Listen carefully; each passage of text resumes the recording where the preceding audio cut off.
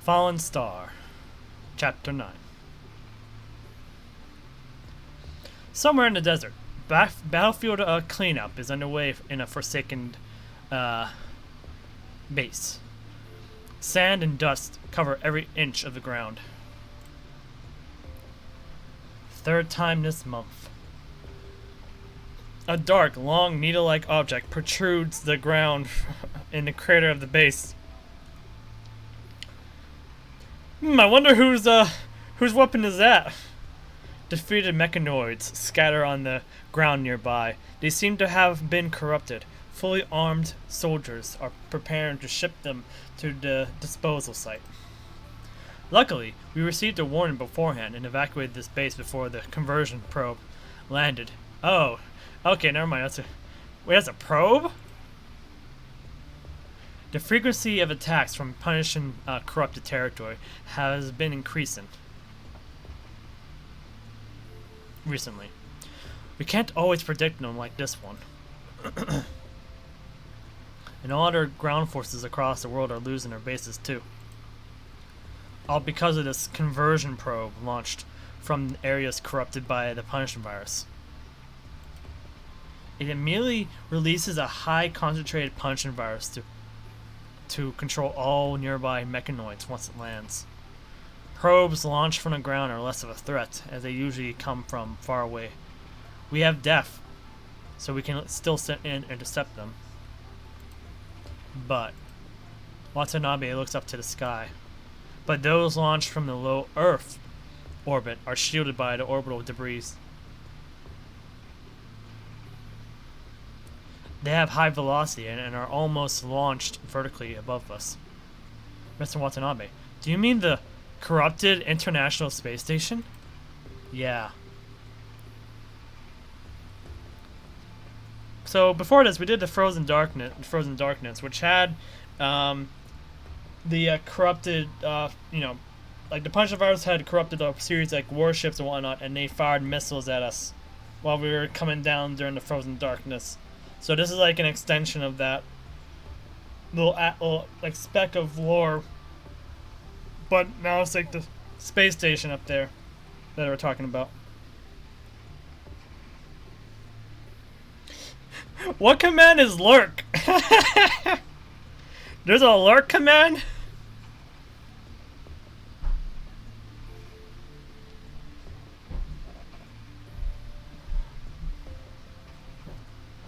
What are you guys trying to do in the chat here, huh?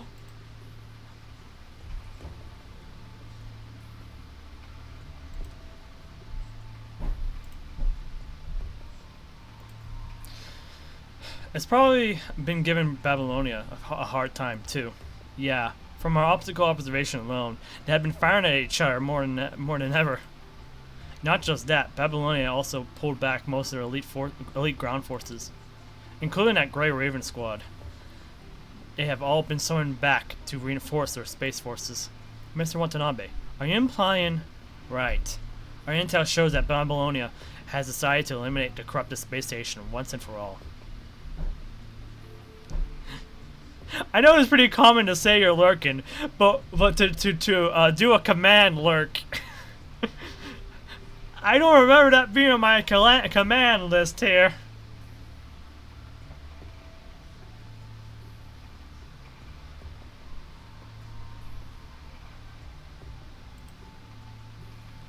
Wow. Can they really do it? Going against that thing?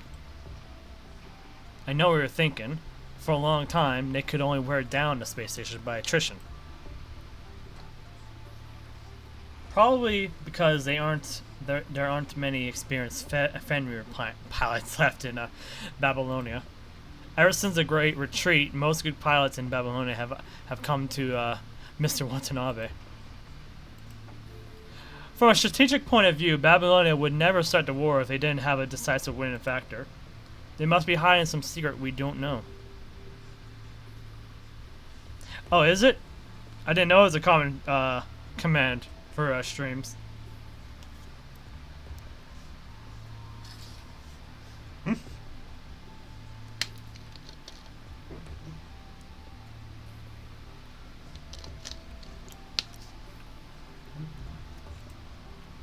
Are you saying, from our past simulations, once the threat and communication interference from the space station are reduced, the world will start to change? So this war will likely determine the future direction of the world. If that's the case, right, the Forsakens must be part of this. AK, our Fenrir planet pirates are up there now. We have long prepared for it. Forsakens, assemble. Yes, sir. Follow the protocol. Disable all concealments of the base and try to establish a communication channel with Babylonia. Activate all defense systems in the base and open 2/3 of our hangars. You have 3 hours to complete pre-flight checks. Transfer Surfing's authority to the standby operation officers in ground mission control center. Sir, are you going to? I'm still the leader of the Forsaken on paper. Now's not the time to be capricious.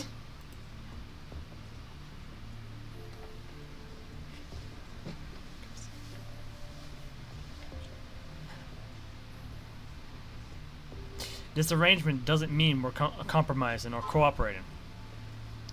I'll get us the leverages we deserve.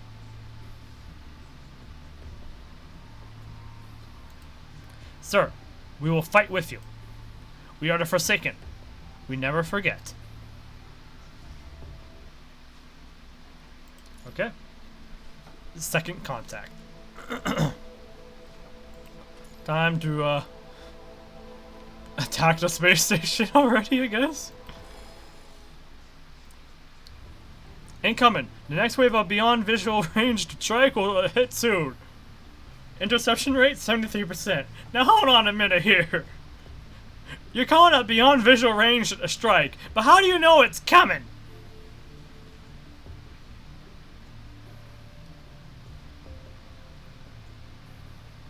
If it's beyond visual range, you can't even tell. Wait a second here.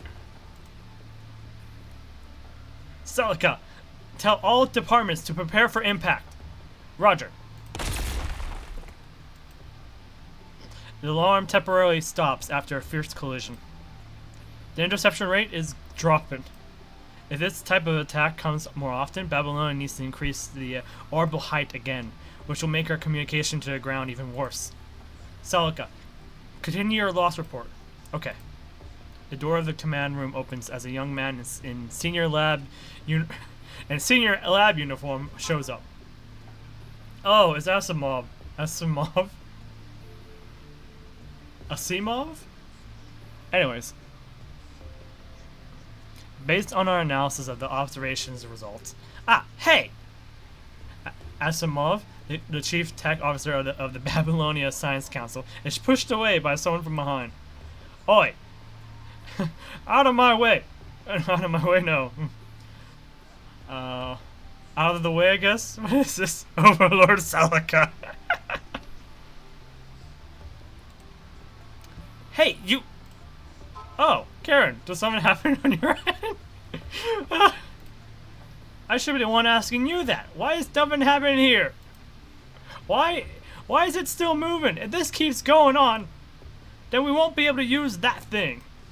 Calm down. We've tried everything we can, but none of our attacks could destroy the space station from outside. The landing operation will start once Babylonia withstands this wave of attack. It will be your time to shine once our ground forces find the enemy's weak point. Wait a sec. Why is someone like her operating that thing? Cosmos Technician Union specifically asked Karen to do it because she's good at it. She's good at creating explosions.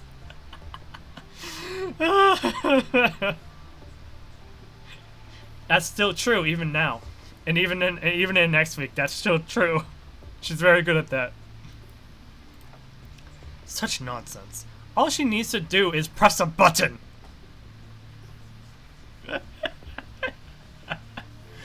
You don't know the weight of pressing that button. I thought humans had entered the automated era in the 21st century. Press a button? Do you know how difficult it is to control that thing? You know nothing. Want me to show you now? Ha. So, speaking of, Grey Raven, Karenina, puts her cannon down and turns to Celica. Ha! Right. Where are the Grey Raven guys? Swayed by Celica, Karenina is brought toward the main control room while Asimon straightens his shirt nonchalantly. Asen pinches the bridge of his nose. As we all know, the space station has been broadcast into strong signal interference.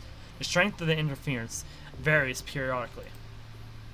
Our forecast shows the interference will soon be reduced to a historical low. I know what you mean. Also good at bonking. She's also good at bonking, yes. That's right. I need to allocate more manpower to escort a satellite to a position closer to the space station so we can study it better. Manpower. Alright, fine. Don't worry, the findings will be worth it. After all, I'm confident that this time I can find more truth about the Parisian virus. Commandant, we are 300 kilometers away from the space station. I'm hoping that's kilometers. According to the mission brief, we will begin engaging the punishing corrupted drones. Don't worry, we'll escort you. I'm pretty worried because I'm pretty sure you guys die first, so. Thank you very much. I still don't like shuttles. This feeling of not being in control. Right, this is our second shuttle. Since the frozen darkness. The first time did not go too well. Commandant, how are you feeling? I'm fine. Fenrir is a space plane that can operate in both the atmosphere and space. It takes a high toll on the pilot's physical strength. Usually, only the constructs can operate it. Even as a passenger, humans often feel sick. If there's anything wrong with your body, please, you must tell me. Liv does not perform the routine scan. Instead, she reaches over as if she was trying to offer support. Boom! Commandant, what was that? I'm here. A nearby allied aircraft is shot and forced to retreat. Hold on, we'll buy you time! The next few shells barely miss the wings of the shuttle and explode not far behind. A few corrupted drones are already visible and are approaching at a high speed. Zoom! Before engaging with Grey Raven, corrupted drones are distracted by allied aircraft and a dogfight ensues. Full speed ahead, Grey Raven! Break through! Do not change your direction! Your mission is to land on the corrupted space station.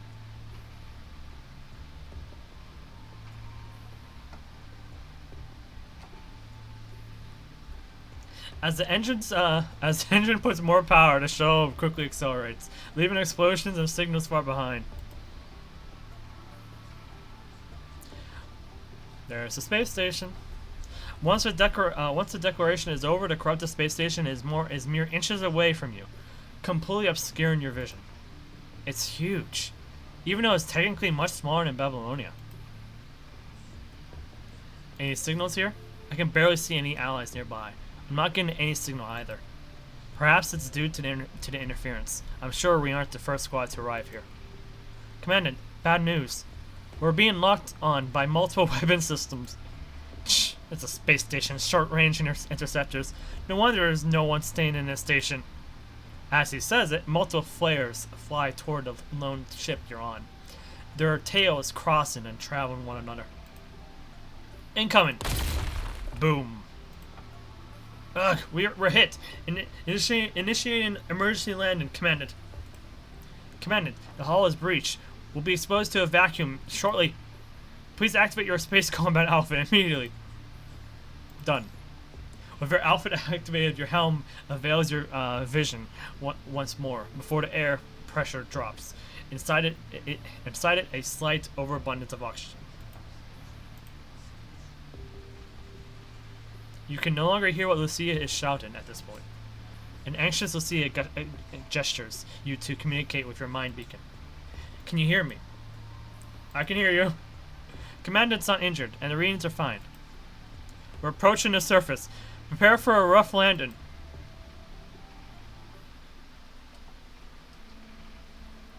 Not just a rough landing.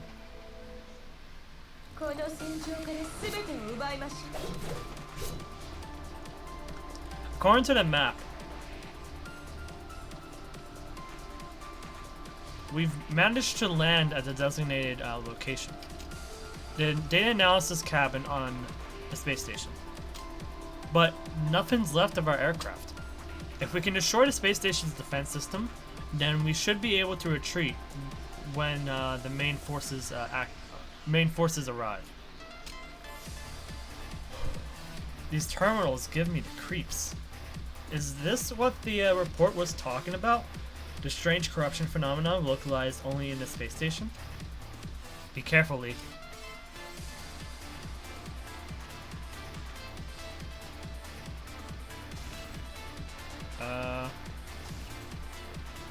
Oh.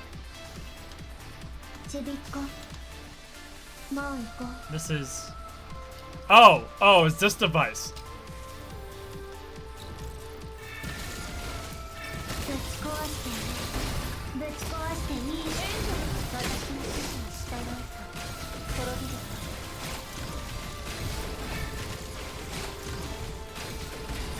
That cross-shaped terminal is causing EM summon. And affected devices are nigh immune to most of our attacks. Attack the cross-shaped terminal continuously to remove the... Okay. Oh. Okay. So I failed that, probably. I had to...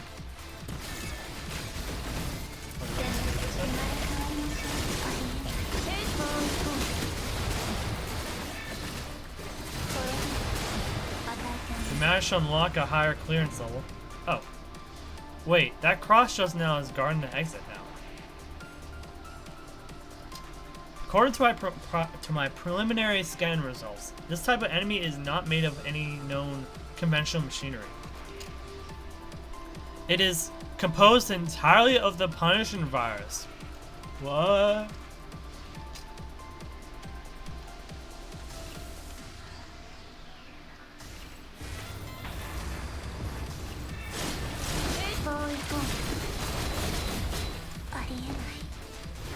Okay, that show's unfair. I'm in the middle of a cutscene. This space station really is hiding some important secrets. Looks like we can't just simply blow this place up. Guys, I turned off the space station's sensor systems. Well done, Liv. This should help relieve some pressure for Babylonia. Yep, our first steps to victory.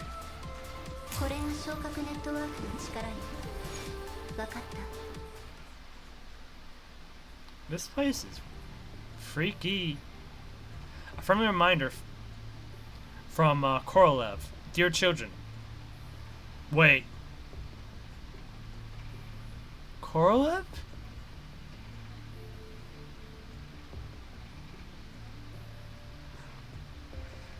Does that name that name seem familiar to me? Is that the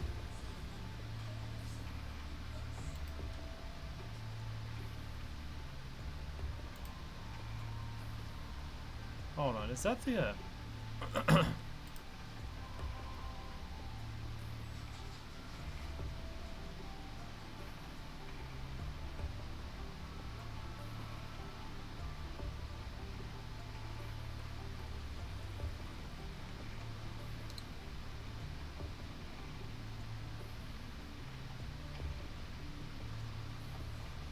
Almost broke my monitor. A roach flew in through my window and pitched on the screen. They can fly now? What? It's not bad enough they just can't die? Now they can fly? I didn't even know they can fly, to be honest. Hold on, I'm curious about something.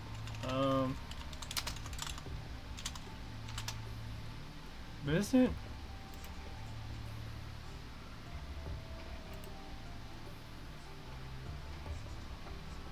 Oh my god. Wait. Fair. Is this?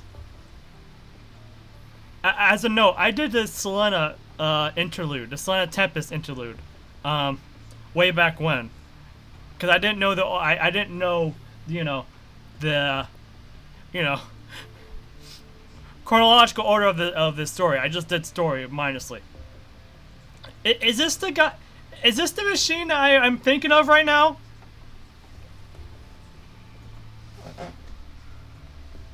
That Oh gosh. Okay. I'm seeing. Okay. It's becoming clear why I had to do the interlude after a certain point.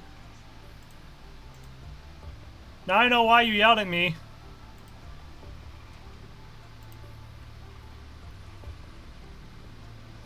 Oh gosh. Literally, right? Literally, it says right after this chapter, I'm supposed to do the Tempest stuff. Oh gosh.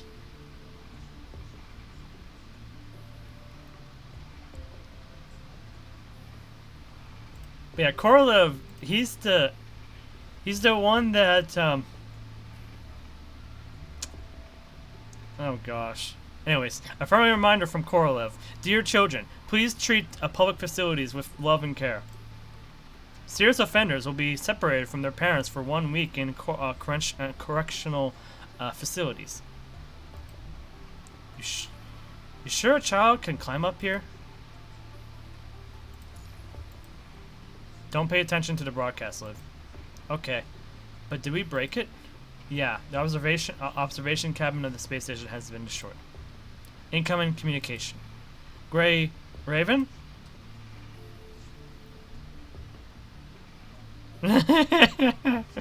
Nico's like, I'm ready for you. I'm ready for you wherever you are. I am getting you. Ugh. Good luck to you, soldier. Good luck to you, Nico. Miss Salika? How do you manage to contact us? Great. I knew it was you. We just launched a relay satellite trying to establish more communications. The signal is still horrible. Right. I wanted to tell you, thanks to you, the observation deck was destroyed. The accuracy of space stations beyond visual range attack is rapidly dropping. Babylonia is safe now. Readjusting position.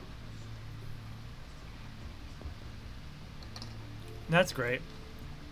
You can continue with your original mission. Wait, someone's attacking the relay satellite. Boom. Miss Celica? The satellite's probably been shot down.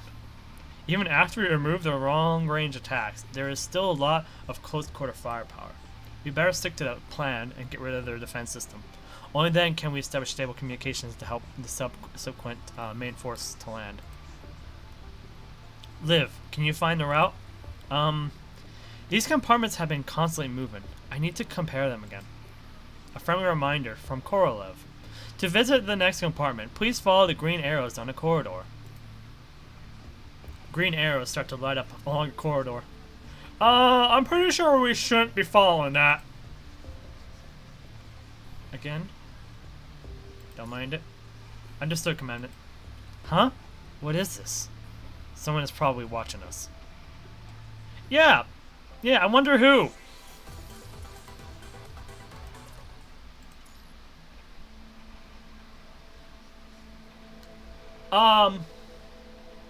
Oh, hello. Hey, girl.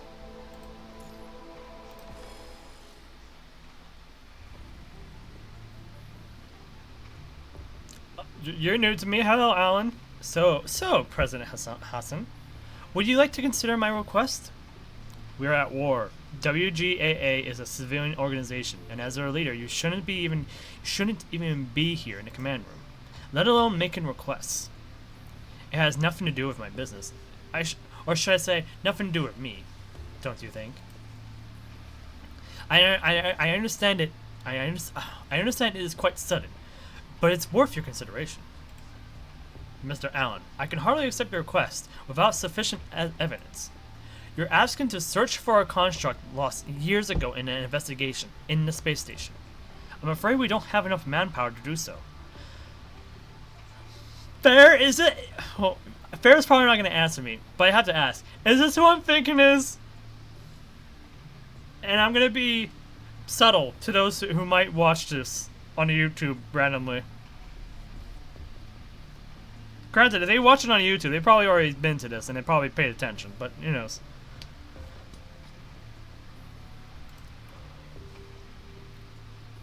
We have a girl with great senses in the second archaeological team. She was the one who found the hidden data and decrypted it. Great senses. Come in, Miss Ayla. Oh, there's Ayla. As the cabin door opens, a fashionable and somewhat special construct appears. Greetings, President Hassan. I am Ayla from the second archaeological team. I am responsible for the appraisal of artworks.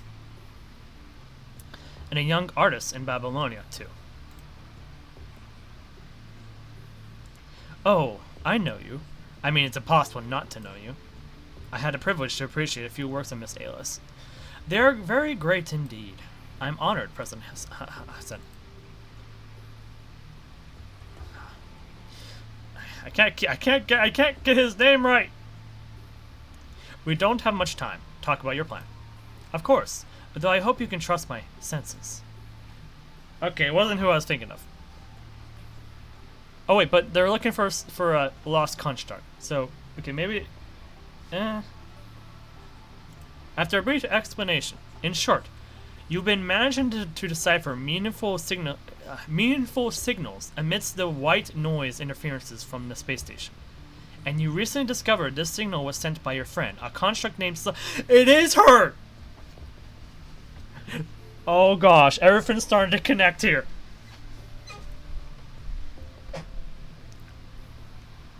Within the space station.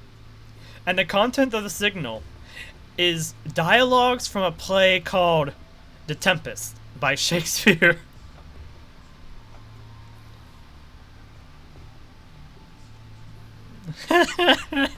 So that's where she gets her name.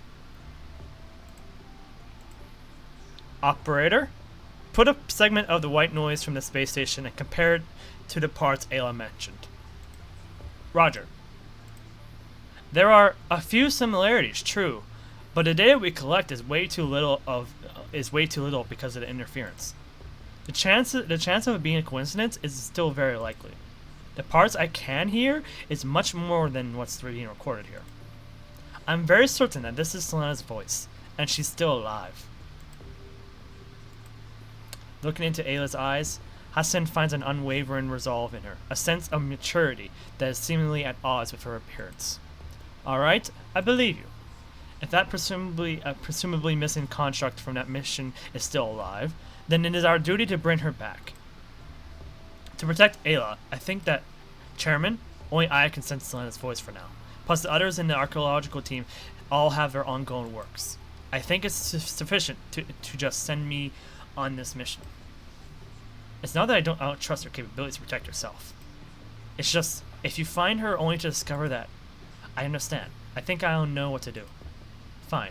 Then the last question is, who's sending you there? About that. Celica?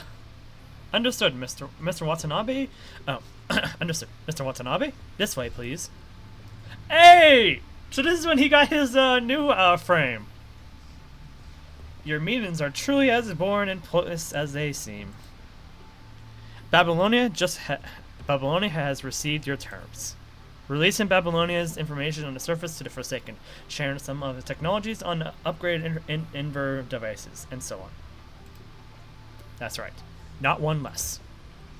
I forgot to ask, how are you doing, Watanabe? I don't think now's the time to catch up. Probably. You're right. So Ayla, the responsibility of escorting you will lie on this ace pilot from the Forsaken. Ayla approaches Watanabe, observing him curiously. Alright, but I seem to remember that you're wanted by Babylonia. And you still come here to negotiate yourself. Intriguing.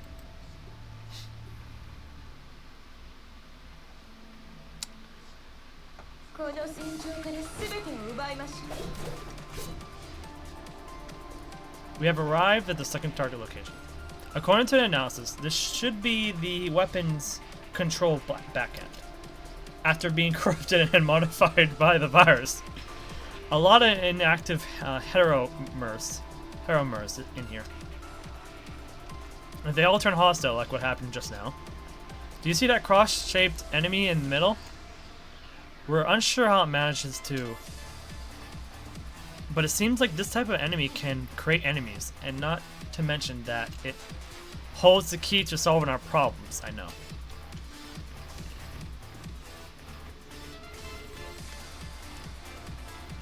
Well. Control terminal setup. Defend against the interfering heteromers. Okay.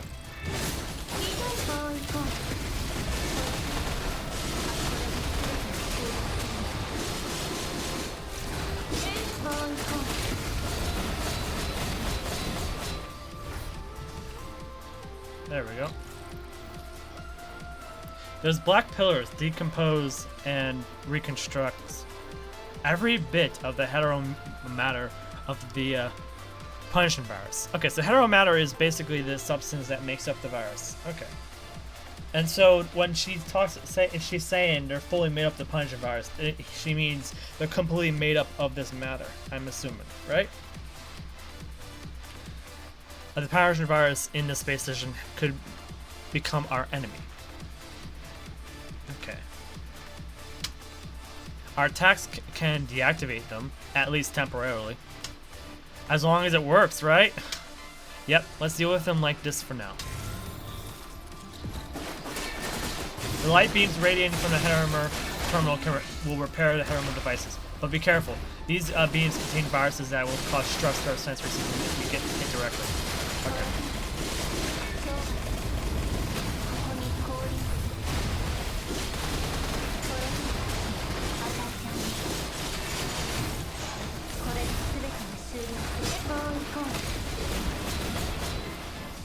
Where'd it go?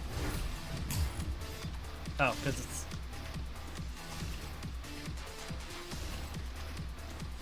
Enter next stage.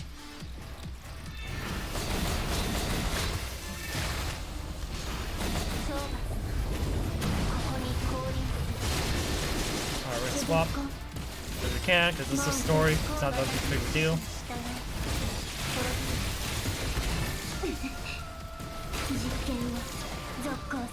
Okay, we're good. Finally. Ah, some hero matter have regenerated and are moving again. We're not really in a position to play attrition warfare here. Liv, access the control system directly. Lee, got it.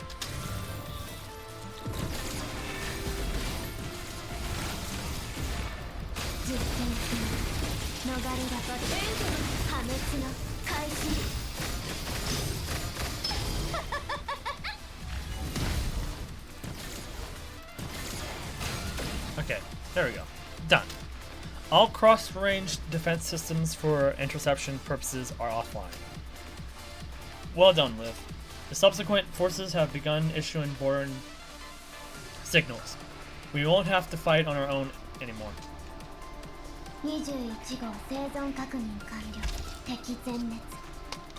Right, there's a whole Latin part that hasn't arrived yet, so that's probably... yeah. Done. All weapon systems from this, all weapon systems of the space station have been disabled. A friendly reminder from Korolev. Dear children, please treat public facilities with love and care. Serious offenders will be separated from their parents for 1 week in correctional facilities. Will this Finn ever shut up? It's starting to get on my nerves. In space, Watanabe, it's so crowded in here. It's not meant for two. Have you brought mint leaves? How do you know? I've been following the news. To be more specific, I've been keeping up with the news on Grey Raven, and that includes everything and everyone in their proximity. Why Grey Raven? Whatever. None of my business. Oh, there's nothing I can't tell. It's really just their commandment that I'm interested in. By the way, even if you are wearing such an outfit, you must have some spare parts, some spare ones left, right? Can I have one as a souvenir? Watanabe continues to fly the aircraft with ease while they talk. After another enemy explodes into cosmic dust, Watanabe takes out a mint leaf from the cockpit and passes it to Ayla. Wow. I shall give you something in return. Ayla takes out her pen and signs on the cover of Watanabe's cover on the cover of Watanabe's cockpit. Is this what Babylonia's new generation is like? Whatever. He truly is an old man in his mind. All done. I'll leave the rest to you. Roger. Sit tight. Watanabe and his forsaken Air Force have already eliminated most corrupted drones with superb efficiency. He and a few other aircraft suddenly accelerate, entering the range of the space station's defense weapon system. Lock on warning. Incoming attacks. Amount 16. Watanabe pulls his aircraft, barely missing incoming shots. You've got good space compatibility and G-force endurance. Really? Thanks. Watanabe turns his aircraft around and is about to attack the defense system when... Enemy fire control system offline. Huh. It must be Grey Raven. How? How do you know? How do you know? I met many Babylonian squads, but only they can do that. So Grey Raven is also special to you, huh? Enough talking. We've arrived at your landing point. I'll drop you off nearby. Oh, alright then. Thanks for the ride, Watanabe. See you next time. I don't think there will be a next time. Ao waves goodbye to Watanabe. He immediately takes off again and starts searching. I remember it should be somewhere around here. Found it. It is in an aircraft with no signs to indicate its faction. It lands on the surface of the space station, creating a huge opening. Looks like we have some uninvited guests. The deal with Babylonia is supposed to end here. But Grey Raven? Watanabe pilots his aircraft toward the main entrance of the space station.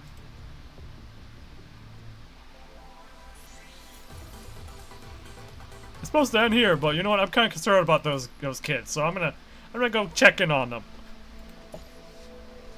And we're playing as Astral too.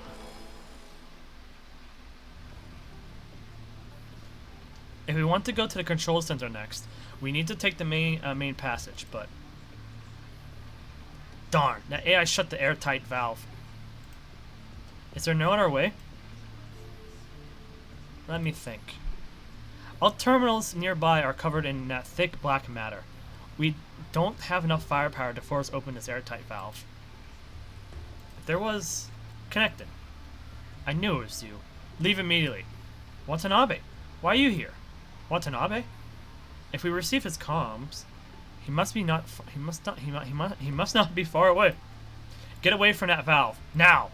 A large howling sound travels all the way from the other end of the passage. Bullets and explosions start to blast the airtight valve. Watanabe is pounding aircraft in the passageway. Didn't manage to destroy it completely. Whatever. You seem to like that word a lot.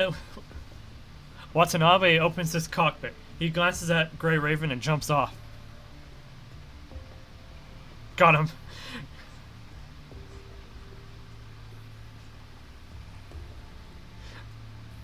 Wait. Wait. Who's paranoid now? Are you talking about the roach or yourself? The next moment, his aircraft collides with the valve, causing a fiery explosion behind. While Watanabe lands on the ground without a scratch. What are you talking about? There's a scratch right here. What do you mean without a scratch? There's a scratch right here. I'm joking. That's probably a scar. How reckless. Nice entrance. We meet again.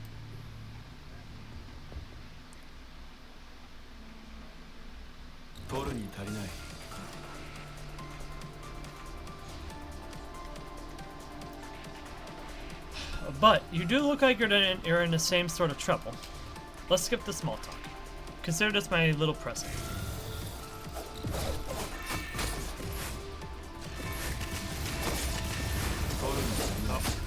I do not know this place though, so. Commandant of Grey River. These oddly shaped terminals have the ability to split apart. The polar electric current circling between them can paralyze a construct sensory. But consecutive attacks can reverse their polarity. Consider this option if they appear in this one. Okay.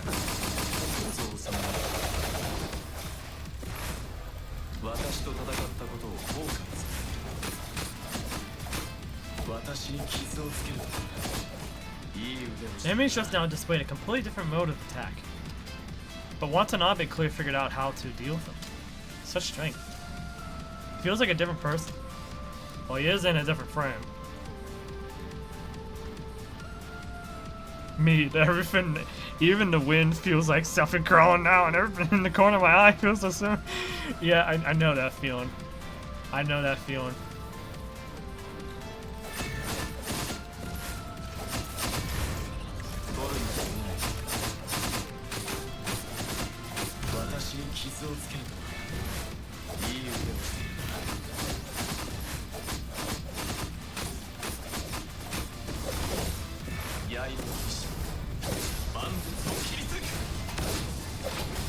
Bye-bye.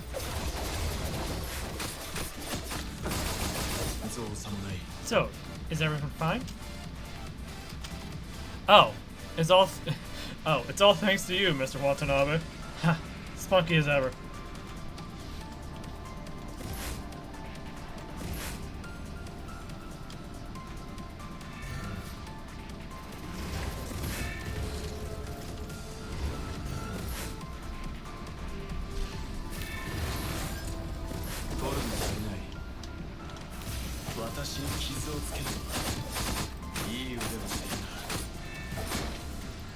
Oh.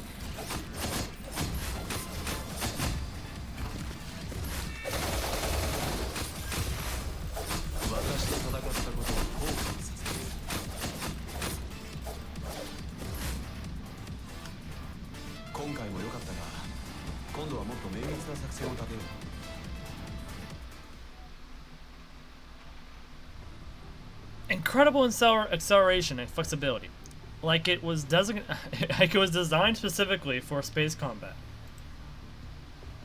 Why do the Forsaken have such an advanced frame?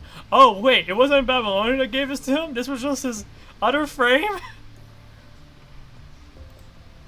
Babylonia would design more advanced frames for constructs with outstanding performance to further enhance their abilities. You must have heard of that tradition. Babylonia? If that's the case, the only possibility is from where you were still in Babylonia.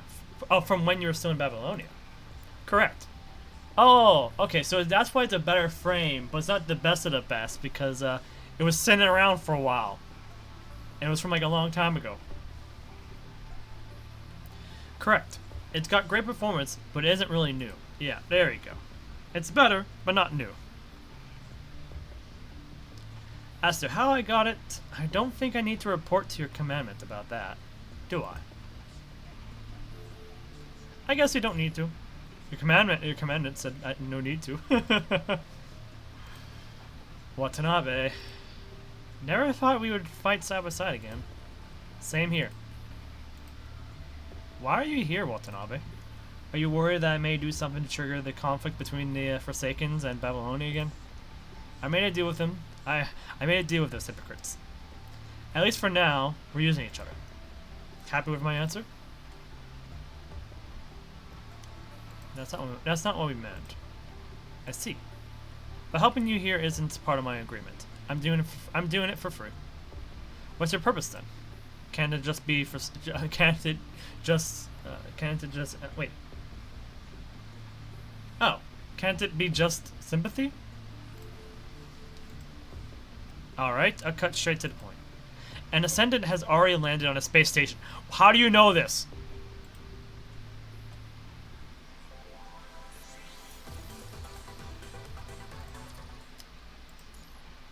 Looks like we got some smaller battle missions coming. Oh, Gabriel's here! I'm out, Miss Luna.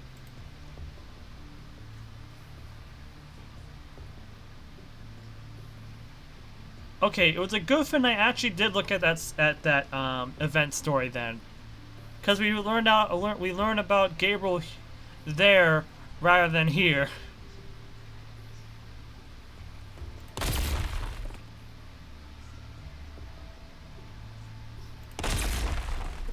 As Gabriel reports to Luna, he continues to bombard the cabin walls of the space station with a hand cannon.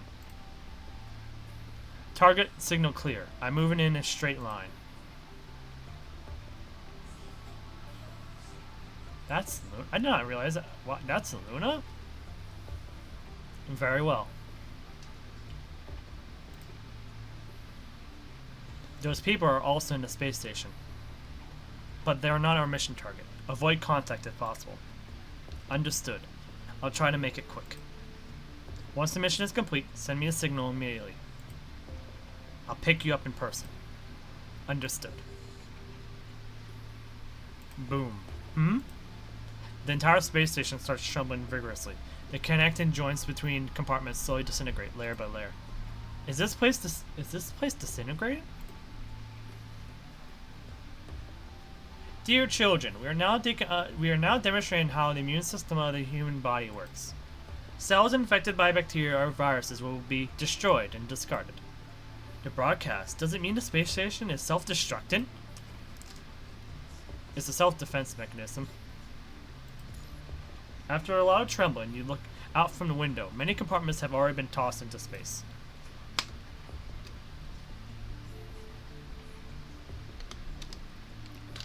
Some compartments do not have the time to release pressure and are pushed away instead by their content, including air and Babylonian troops. Babylonia. Like I said, the immune system of the space station was triggered. Immune? You mean immune system of the corrupted against humans? If I'm not wrong, you destroyed the space station's observation room and weapon control system, which was akin to disabling its attack and defense functions. Now that your troops start to land, they have triggered the immune system within the space station. To it, a temporary disintegration doesn't necessarily mean destruction. Because as long as the gravity core exists, it can attract and restructure nearby matters like it did in the past.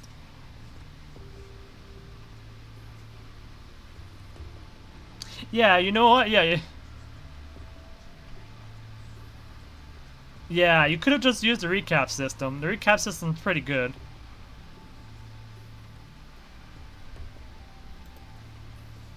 If we don't do anything, we will probably end up expunged.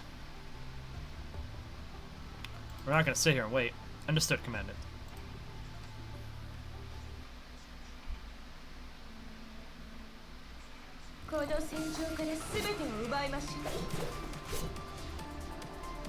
This place looks different from the others. The door is encrypted. Your specialty, Lee. Analyzing. I see. There's 4 corrupted terminals in the 4 corners of this compartment. Varied combinations can be produced by activating them. Let's try different combinations.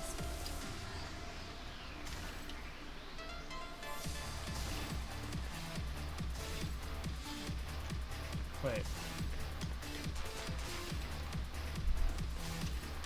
What was that flash of light about? Okay, so there's a...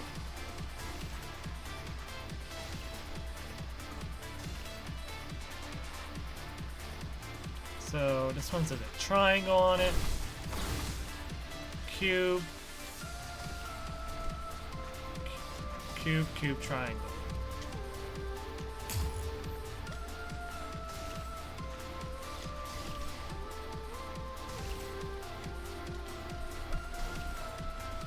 Oh wait, what? Oh, no, no, no.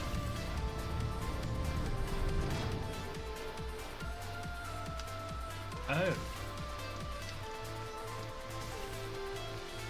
what?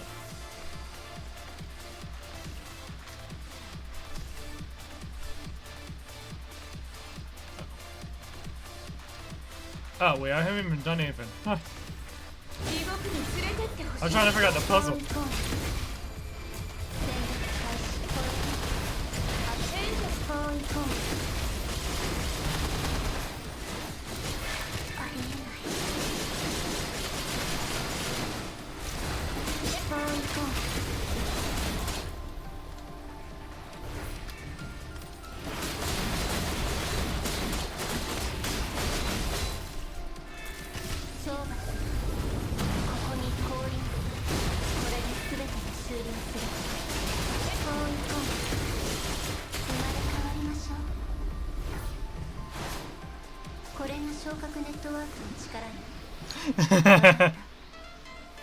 Yeah, that was pretty helpful. Instead of having to do everything all over again, we just go for the codex.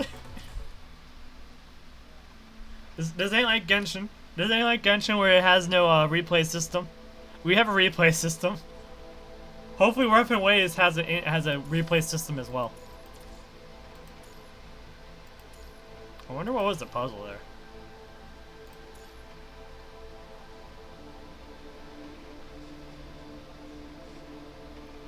Oh, we gotta play as Watanabe for this one. Lee, I can feel the viruses. Yeah, the virus's logical contamination, the control system weakening. Is that good? It could be. It could be due to the space station's expelling action. Good. The electromagnetic lock is still functioning. This is an old system, so it shouldn't be too difficult to manually change the parameters.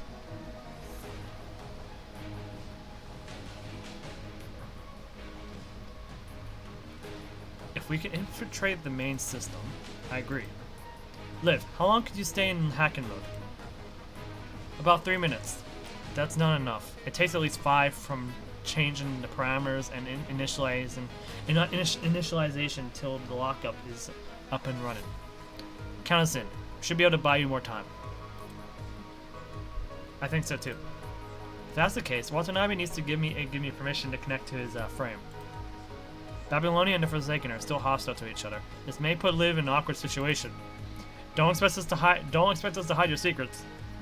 This contract was built by Babylonia in the first place. I've got nothing to hide. As for my consciousness, I expect good manners from Grey Raven, right? Commandant of Grey Raven.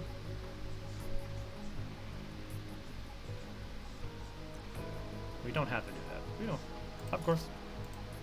Commandant, is this okay? Well, nothing bad will come out of this. Let's do it then. If there is any danger, Commandant, please wake us up immediately.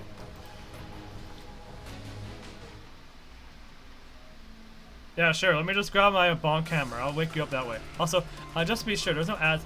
Let me know if there's any ads that randomly play. Because it's been a while since we had ads, so. And pre-rolls are on, so. Do let me know. Then I'll make sure not to prevent you from, you know. From seeing my progression through the story. Lucia, she's all pumped up all of a sudden. I see. It's a challenge, isn't it? Alright, I'll accept it. Let's see who can sweep the enemies faster. Oh gosh.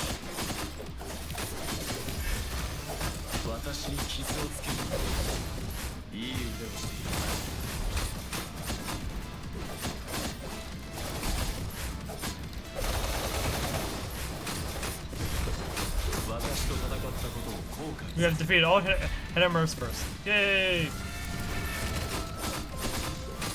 We won the challenge!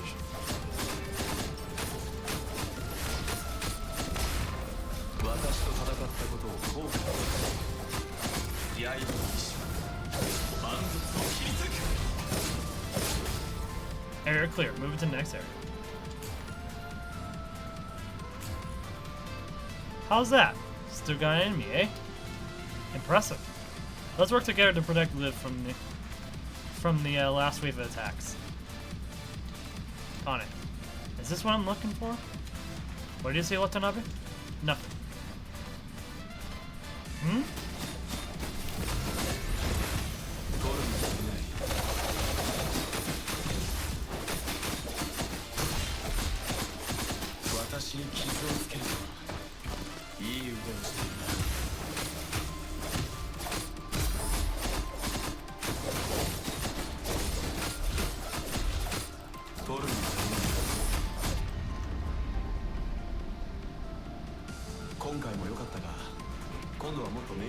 線を立てよう。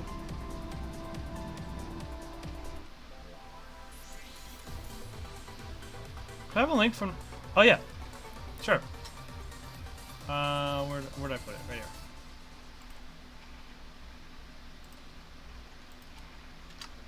I'll put in the chat here.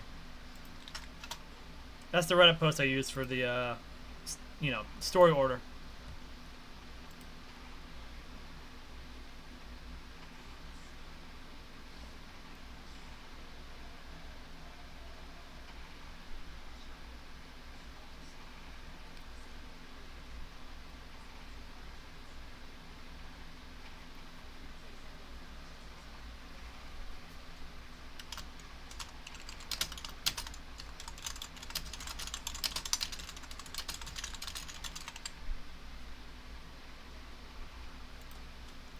Give me 1 second here.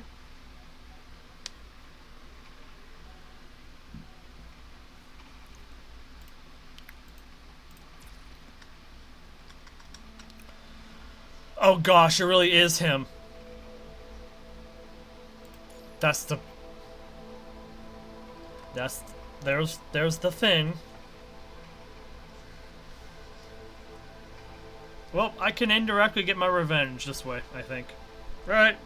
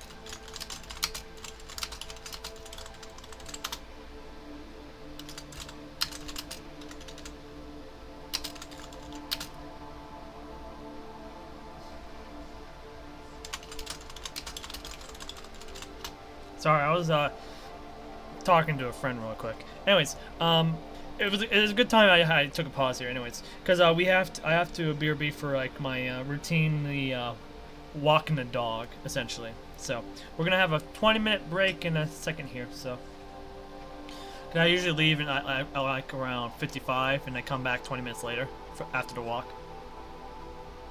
So yeah. So just to let anyone know, when that happens, when I do head out, I'm going to be playing a 3-minute ad, and then I'll just be a sin here. With a BRB until I come back, so, yeah. So just Just so you know, just letting you all know ahead of time before I do that at least. But yeah, a friend was asking me questions. I just wanted to answer him before I, forgot again. Because I probably would forget if I were to like say, I'll answer him later, and then a month later realize, oh wait, I never answered him.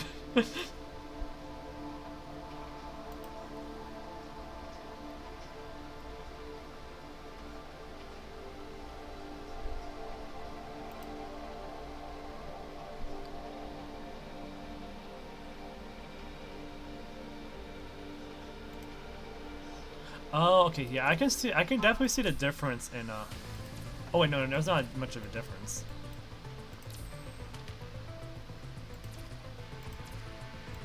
I'm checking the backgrounds a bit. Okay, so yeah, there is a difference now, in terms of, like, how they design these backgrounds. Cause now in the, in this chapter at least, there's a actual, like, lore and stuff in the background. Like, the background has changed. Mysterious patterns, transformation process, transforms and divides.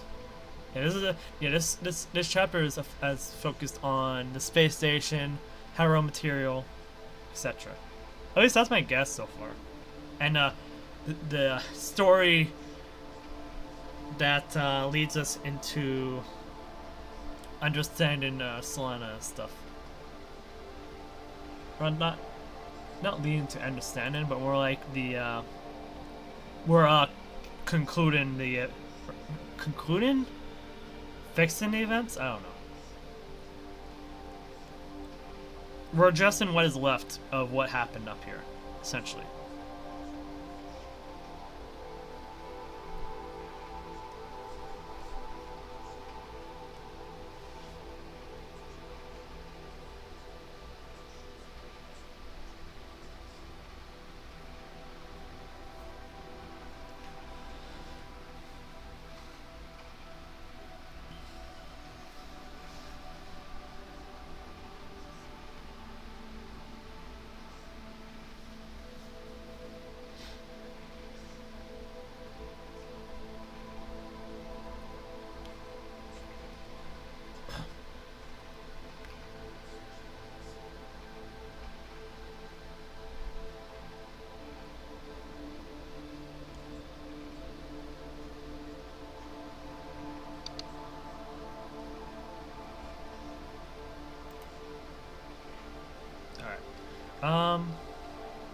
Right, it is now 55, so I'll throw up a 3-minute ad and I'll be back in a moment, so just sit tight. When I get back, we'll start, finish up with what we can with the story and make as much progress as we can. For now, here's our 3-minute ad. I'll see you guys in a second.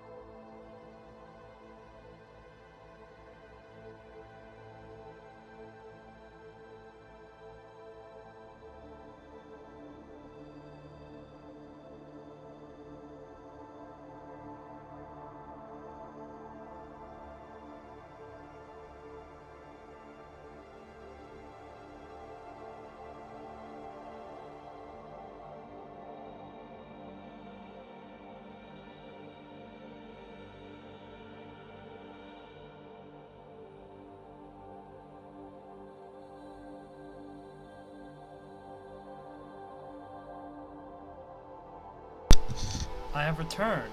Let me, first up, take off the BRB overlay. And I've returned. Sorry for the wait.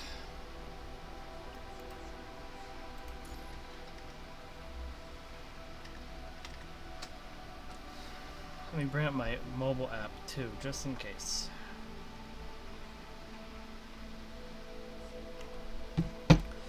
Alright. More story for us to do.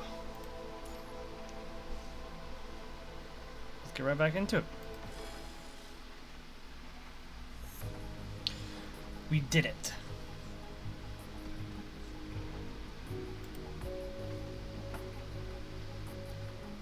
All cabin lock statuses have been reconfigured to lock.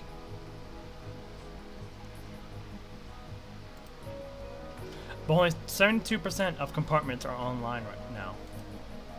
We still have no information on the whereabouts of those troops expunged by the space station. Oh. They've been expunged. Constructs can adapt to space. All commandants participating in the mission also have dedicated space equipment.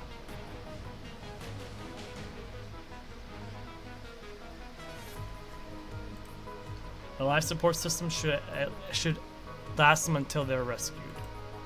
But before that, they can only wander alone in space.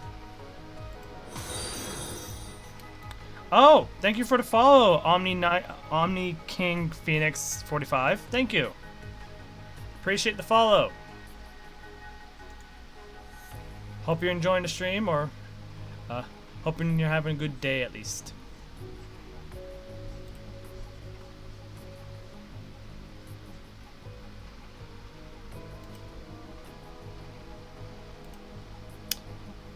We need to finish this mission ASAP. Let's complete the mission as soon as possible so we can contact Celica and get everyone home. I copied the space station's log data while waiting for the lock to activate. Given that the database was also contaminated, I don't know how much useful information we can find. I'll leave it to you to filter the data, Liv. Of course. The log actually recorded how the space station arrived at this state. The station failed to stop the punishing virus from invading its gravity core, which resulted in gravity disorder.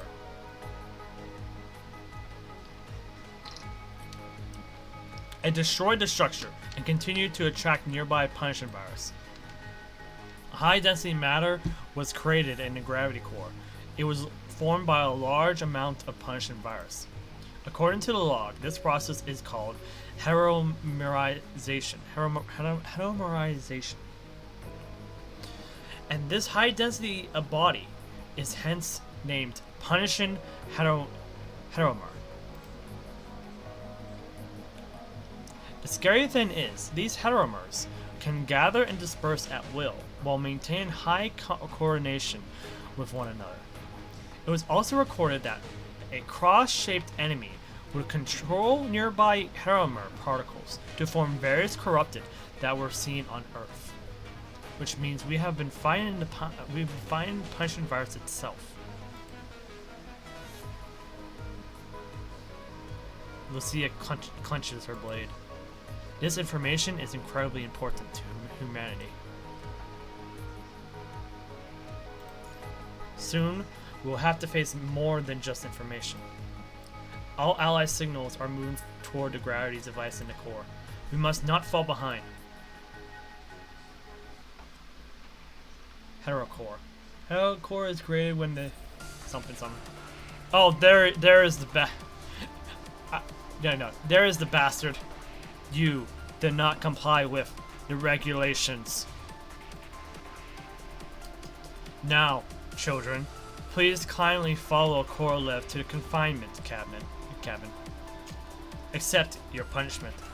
If any resistance occurs, Korolev will follow the rules to adopt the minimum enforcement measures. Live. That is... It's not composed of heteromatter. It's a real corrupted, I'm afraid. It's that Kamui incarnate that's been broadcasting the whole time. How dare you compare this to Kamui?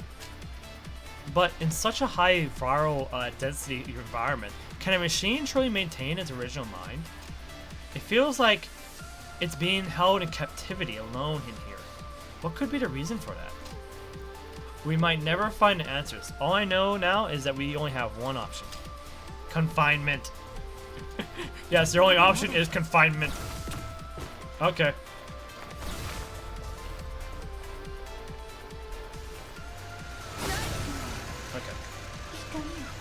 Okay.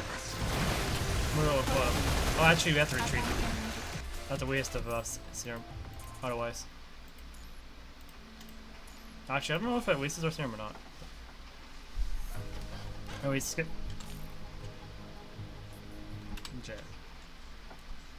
Actually, at least the skip function works correctly.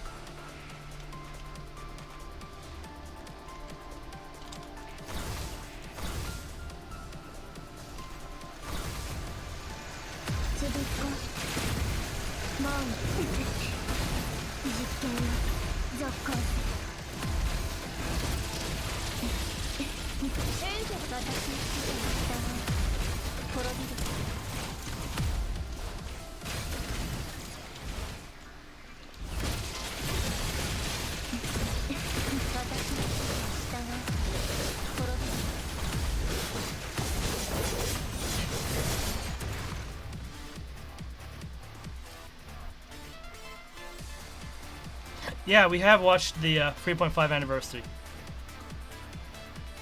Oh, this is different. So this is when they start using this new animation style for stuff. Anyways, we didn't watch the actual live stream itself because I don't know the language and I don't know where to find that actually. But we saw like the summaries and Rexlet videos related to it, like the previews and etc.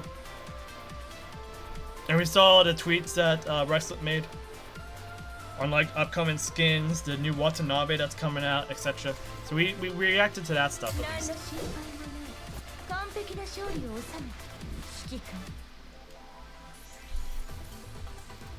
We also reacted to the new Honkai stream that I forgot to see. Not forgot to see, but I didn't get the chance to see tomorrow. Or not tomorrow, yesterday. My fins are reversed, but yeah. If you missed out, you can check out the VOD later on Twitch, or you can check out on the YouTube channel when it uploads. I'm probably gonna upload the live streams after. Yeah, I'm upload the not the live stream. Our reactions first tomorrow or something like that. It's either tomorrow or the next day, but you'll see my reactions to that stuff first before you see the VOD of this whole story segment. And then I'll probably upload a segment of the story or something like that. Yeah, if you really want to watch the whole live stream and whatnot, Rexton has his whole stream about it.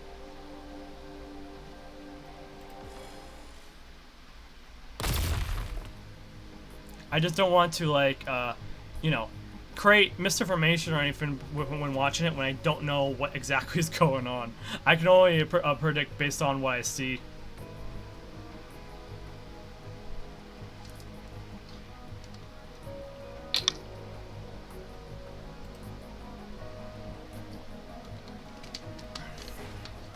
A platform could not withstand the battle between Grey Raven and the Corrupted. It shatters into pieces, separating the members of Grey Raven. Lucia, Commandment, and Watanabe are... Commandment! I'm fine! Liv, let's keep shooting. Okay. Korolev is completely untouched by Lee and Liv's shooting. It seems to have chosen you as a target, Commandant of Grey Raven. Oh, gee, I wonder why! It's not like it likes human flesh or anything like this, doing stuff to humans.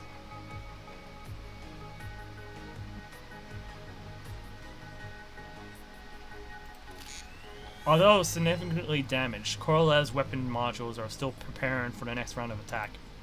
Humans are doomed. Stay behind me. Don't move. Watanabe moves forward as he prepares to face corrupted Korolev alone. However, connecting. Attention to all Babylonia forces. Explosives have been installed on the gravity core wall structure. Ready for final destination. All personnel will be exposed to the vacuum of space after destination. Switch to vacuum mode immediately. Countdown. Detonation? Why blast the cabin wall now? What's Babylonia planet? The cabin wall is destroyed by a giant explosion, but the debris does not fall inward. Instead, they are sucked out by the enormous negative pressure. Liv! Lucia strikes her blade in the ground and holds Liv with her other hand, while Liv tries her best to control the levy guns so they do not get sucked into space. Grab on! Watanabe grabs the shattered platform and reaches out his arm. With Watanabe's support, you now aim at Korolev's weak point. Meanwhile, Korolev continues to climb over with his robotic arms. Aim and fire. Bang. But it lost balance after its eye is hit and falls into the volatile torrent created by space. Watanabe shouts something, but he can hardly be heard. After switching to electromagnetic communication, I said, "Good shot!" Although the air nearby gets completely drained, the chaotic scene does eventually come to a rest. You look into space through a hole created by the explosion and see a floating satellite. Connected. Hello? The prism is ready. It's up to you now, Task Force. There's only one chance. Once you stabilize the core, send me a signal. Make sure it's not too early or too late. Prism. I think I know what's going on now. Huh? What's that sound in the signal?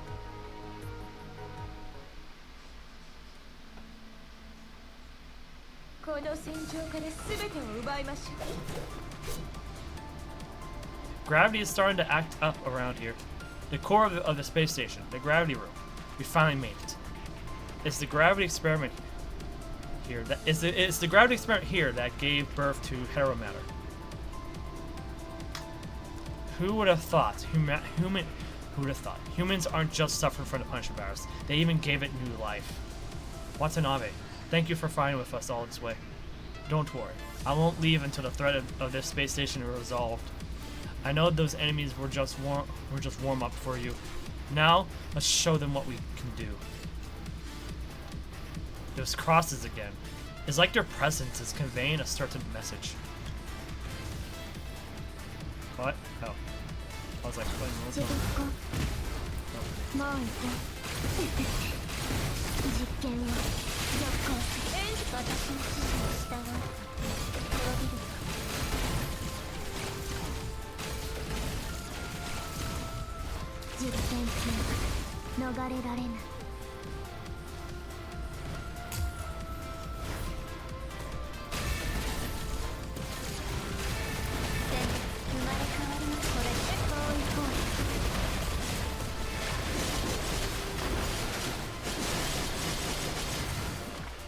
Commandant, we can't go any further. This is an artificially designed area. Now that we've dispatched the enemies, the mechanism should be returned to normal. Try to get closer to the edge. There we go. What a stunning design. This can only be achieved by precise gravity manipulation. If I recall, there's gravity generators inside the Babylonia as well, no? Yes, but I never thought I would come so close to its prototype. I've just tested its integrity. It should be good to go. Let's advance. Oh, whoa.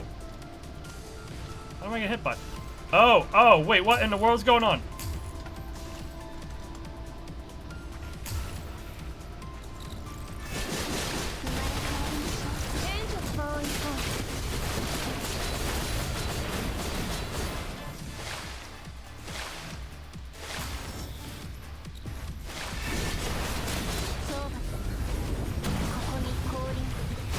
There we go. Oh wait, there's... this is some kind of mechanism again. Guess we can't skip past it.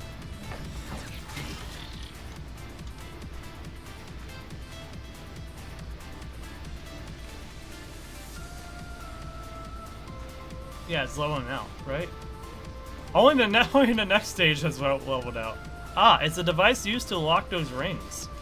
Looks like it's used to stabilize the rings in gravity core. Those rings should function in a similar way. Let's go. Yeah. Okay, I was about to say. I was like, did they set up this whole stage to do this whole thing? No. This is in stages. Good. Good. That would have been crazy if they did that kind of thing, though. Commandant, we cannot advance anymore. This area seems to have more puzzles.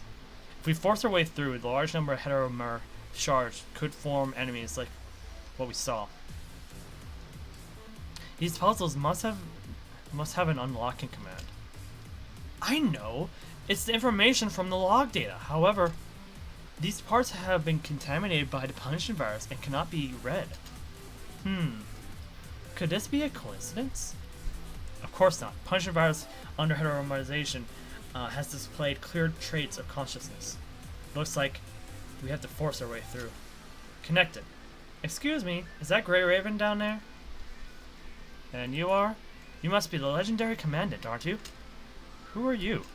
Wait, is that Miss Ayla? Yes, I'm Ayla, a member of the 2nd Archaeological team. Why is she here?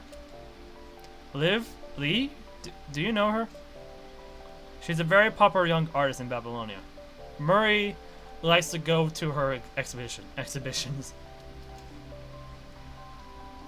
I like Miss Ayla's work too. I've been wanting to meet you too, especially... Oh, I should probably talk about that later. I got more important things to tell you. My mission here is to rescue a construct named Selena. She's a very important friend of mine. Selena already had access to all the information within the database of this space station. She said some of it could be vital to you, so as it was related to the design of these rings. Right. We do need some guidance to help us, though. Okay, but for some reason she cannot send the info directly to you. It has come to me before I can tell you. Is that alright? Please. Commandant, I'll keep a record.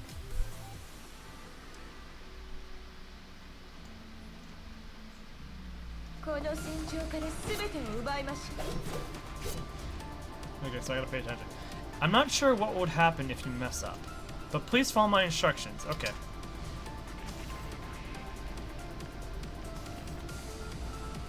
The first message is from 2 to 1. Do you have any ideas? It seems to be related to those light beams. I'll try to brute force it, but it's going to take some time. It might trigger high alert. Anyway, let's get through this together, Commandant. From 2 to 1. Try to solve the puzzle. Follow the tips of 2 to 1 to interact with the obelisk and solve the puzzle.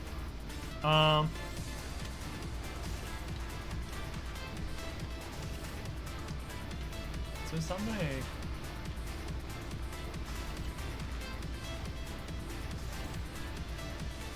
2 into 1. Is there another cube? One might need a cube or a circle. They all look the same though. It's like a single line. Most likely, I'm assuming this one. Nope. Oh, wait. 2 into 1. Oh.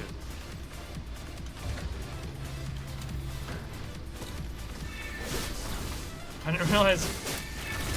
Okay, I should just interact with it first before I had like. I thought I had to like.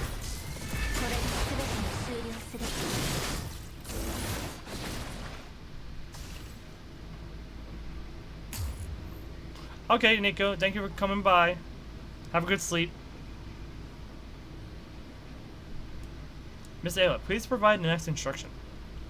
Okay, the next message is from abstract to concrete.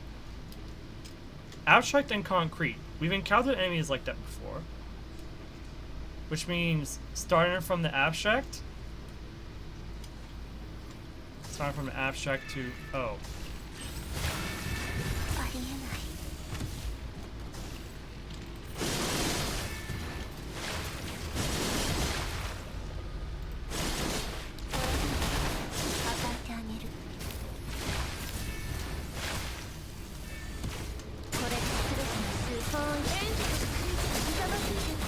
Can move now. Okay, I guess I did not really need to think on that one. The path is blocked off again. As you can see, there's 3 movable mechanisms. We do. According to the record, the tip here is the beginning is the end. I think I kind of get it. Same as before. I'll try to crack it forcibly. Where's the beginning though? From the beginning to the end.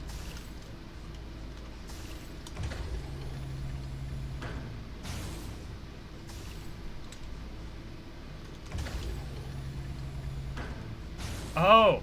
Okay. I get it now. Wait, no, it's not. Oh, it is that.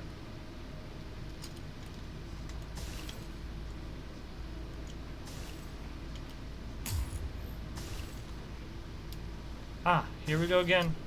It should be the last mechanism for this ring. Please tell us the last tip. Okay, listen carefully. Disarray is unity. This is even more cryptic. But experience tells us that we have to create a certain pattern using these light beams.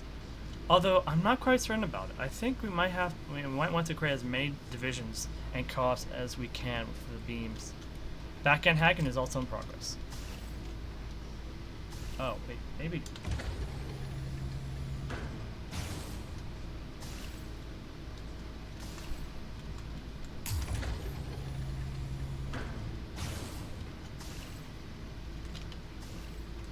Oh.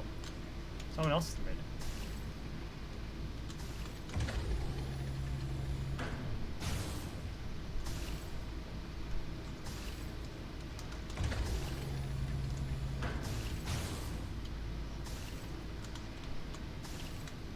Where's I?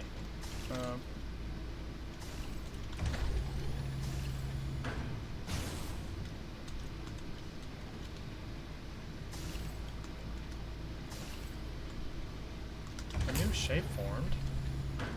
What is it about?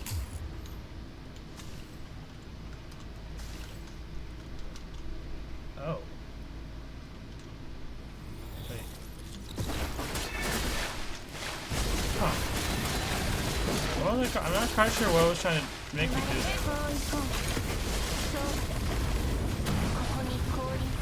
The control mechanism for the ring has appeared. Let's continue. Okay.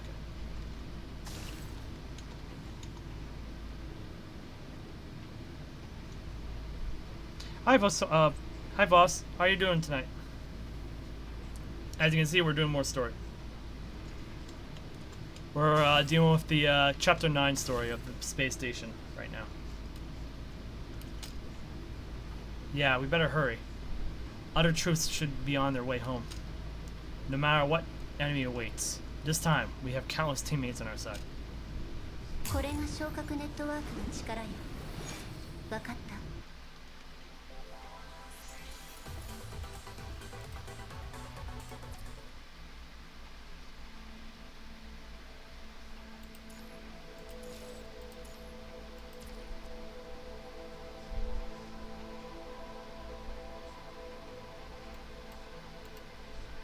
There's Gabriel. We still don't know what his purpose here is. He's here for some kind of target. So there's something on the space station that the Ascendants want. Like we want something.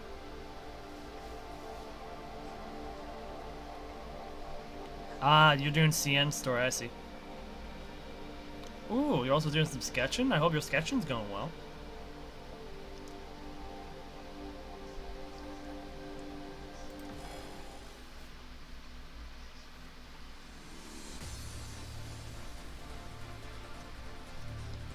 You know, with what they're doing with the standard banner, I kind of wish they made the they would get like some of the improvements they have on the current server over here. Like, putting on the being able to choose what S rank you can get from the standard banners, it seems like a change that could, you know, bump that up to like the current server, the current global server. But you know what? That's fine. That puts too much work on the global server.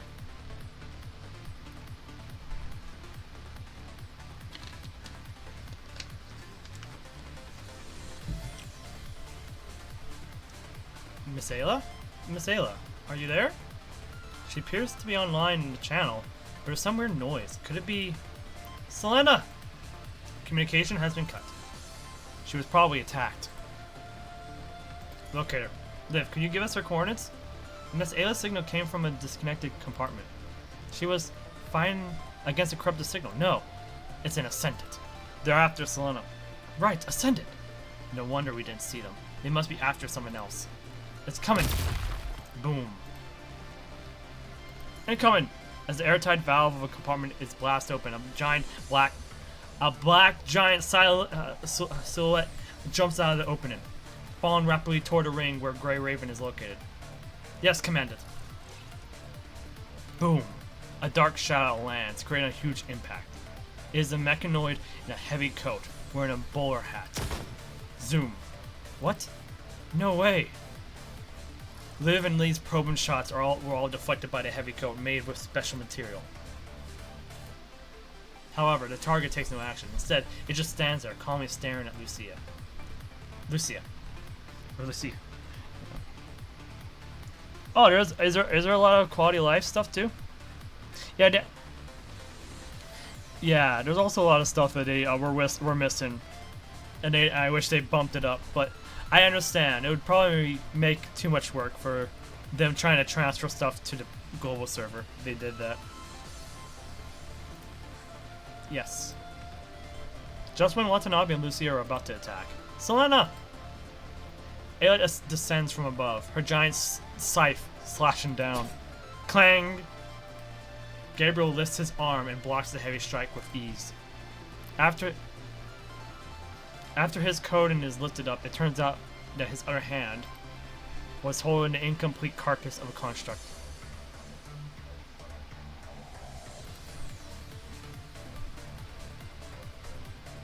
I have to see this again.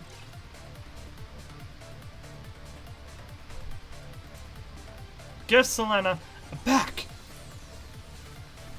Ayla draws her scythe back and quickly adjusts her form, then stomps on the ground and charges straight toward Gabriel. This girl.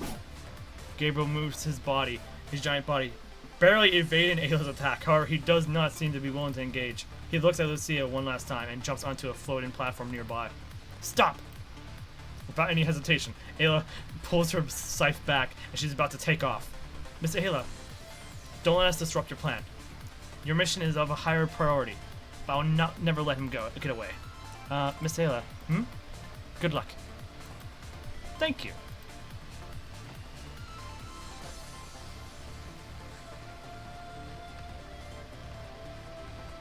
Hi, Guardian. Story's going. We've entered a space station, and we took on Korolev, and we're like, wait, Korolev? Is that the same guy as? And yeah, it's the dude that did the thing to Selena, and Selena has appeared in the story. So, yeah. Yep. But yeah, it's going. The bad part about doing a CN story is that I've done this story about 3 times. But hey, at least you get to enjoy it 3 times.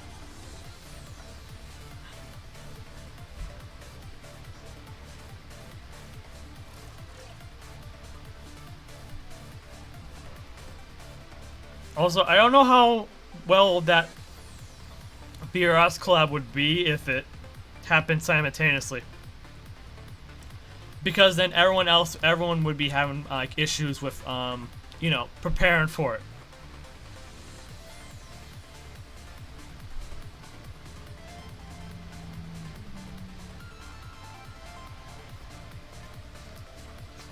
Especially if it happened like at a random time that global server wasn't really prepared. I did.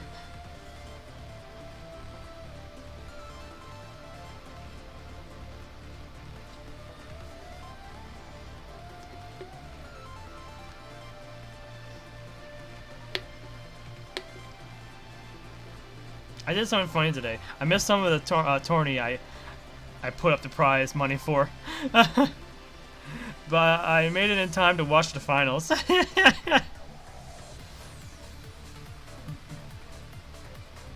Black Rock Shooter is apparently an A rank, so not sure, but that's probably what people said.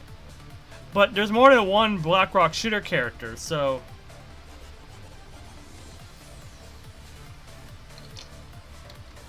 like it's not just Black Rock Shooter. Like the green girl with the scythe is also a character, or maybe a boss fight.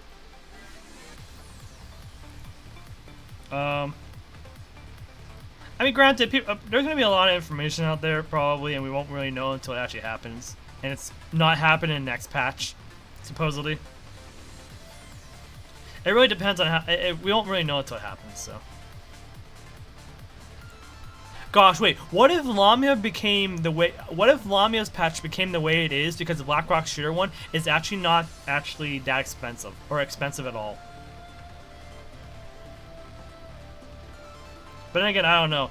We had this big discussion earlier about if the patch, you know, the reschedule for characters and whatnot is like we got so many free characters is because of the fact that the Black Rock Shooter event was coming up.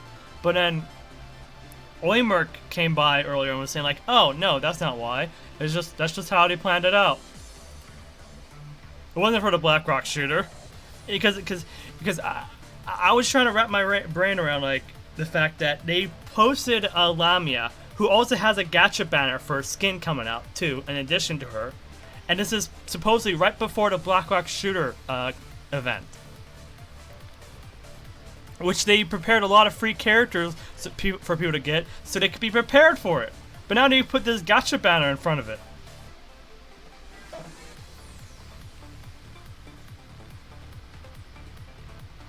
It is, but the funny thing is, though, they put a big money event right before the big money event.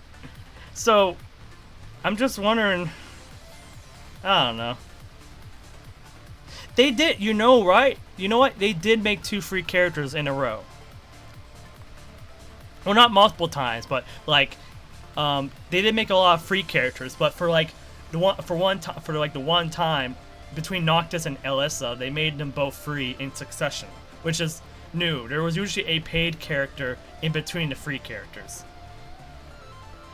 So...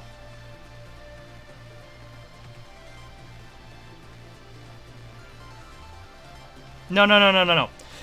So, there's 2 fins from the Lamia event. Here, hold on. Let me pause the story really quickly. We'll just pause the story real quick and we'll talk about this so that we're not getting confused. Let me bring up the video I had for stream, because I had the video. I just gotta bring it up real quick. I just gotta get through these ads. All right, so Lamia herself is just like any other character from this release schedule, and also the release schedule on the Grey Raven website has opened up. So there's actually a few things about Lamia that I've already talked about this, but I can retouch upon it. So Lamia is a new dark attacker that's coming out, who will replace Luna. Lamia is just like 21, Lucia, Lee, Karen that's coming out. They're just a character that's on a banner, that on a 100% banner. You can get them, but you gotta use black cards on them to get them, if you want them. So that one's all normal. The only difference is that there's also to go alongside Lamia. There is a gacha banner. A gacha banner is in reference to this is for skin. So like if you want an example, in recent history, in the Bianca event, we're gonna have a live gacha banner, which you have to spend BC to get a random item from this list of like items you can get, and you have a chance of getting the skin, and the most amount of BC you have to spend in order to get her, if you're very unlucky, is 10,000 BC. Most latest one was Bianca skin, which was 17.5k black cards to get her skin when Lucia came out during her event. We will have to encounter this later on. Now, in Lamia's event, she is bringing out another gotcha banner, and this time it is for an idol skin for Karen Scree, 有段时 who 间没 is 见了， just coming out. 活到一点都没感到高兴就是。 And she is also a gotcha banner, but we do not know the price. We don't know if it's going to be 10k like the first one, or 17.5k like the second one, or its own price. Now, here's the thing. So about Lamia. Lamia has changed my plans for, well, not changed my plans, but they have it changes your plans. She has changed the plan a little bit. So apparently, Lamia has an ultimate skill that empowers or at least a skill that empowers the ultimates of other characters, essentially. Meaning, even if you don't fully invest into Karen, as in you heavily invest into like involving her and getting her signature weapon, although her signature weapon is still kind of necessary, she can directly improve upon Karen regardless of how invested you are in her. Meaning she becomes way more viable without even using her signature weapon or evolving her further. Meaning, if you really want Karen, you don't need to go fully invested into her, which makes her a more of a neutral investment now.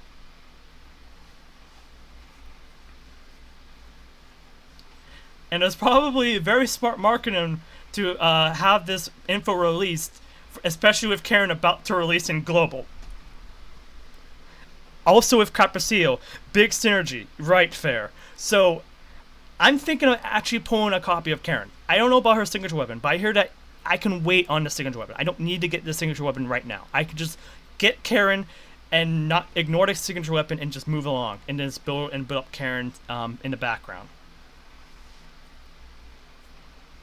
And I already have some pulls on the Nanami banner, so it kind of works out.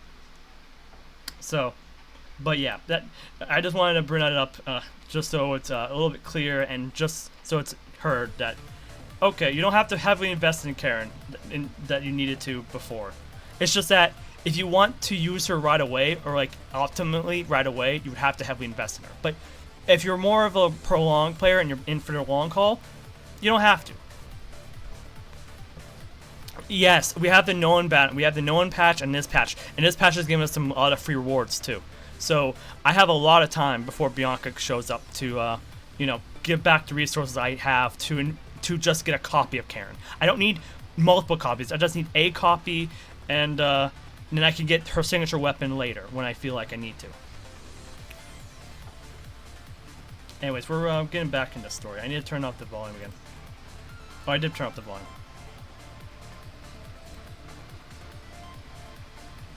Oh, let me make sure I, yeah, everything's down, so. Alright. Where were we at? Ah, yes, Ayla. Ayla smiles at Liv, then takes a couple steps before launching herself into the air. She then continues going after Gabriel's direction. Right, so I don't think she was successful in getting back Selena, right? This is what Selena's story would explain to us, I would assume, right? Like what happened after this point, essentially, with Selena. Because I think the story segment also. Yeah. So it says Arc 4, Bahamut Awakes. We would have to delve into Selena's story after this, apparently, including Capriccio.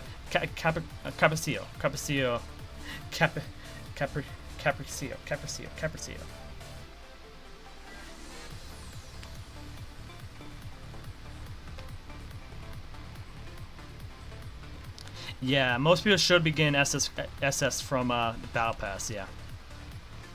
Well, not me, because I just started, but we're getting closer.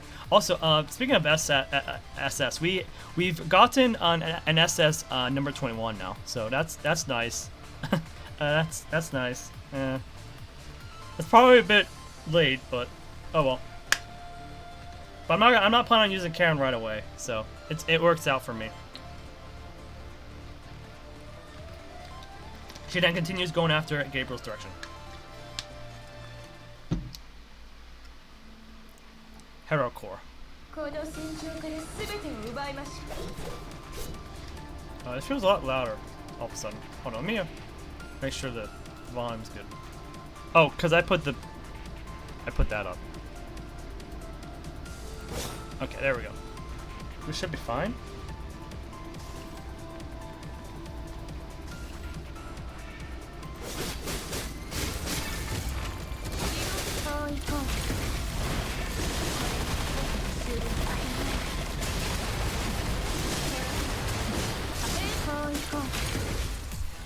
The enemies here look different. They didn't decomposed upon being defeated. Instead, they entered into a state similar to hibernation. Their energy flow is stable inside their remains. No more paths forming ahead. Might be because of these enemies. Commandant, I don't know what you make of it, but we better act with caution. After all, this is a new variant of the one from the ones we've been dealing with.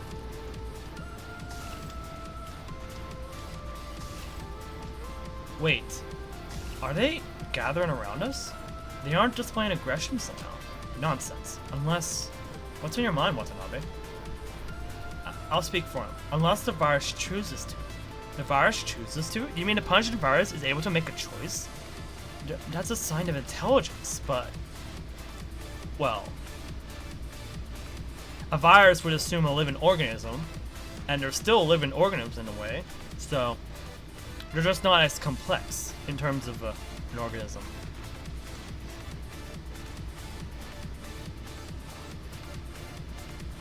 Yeah.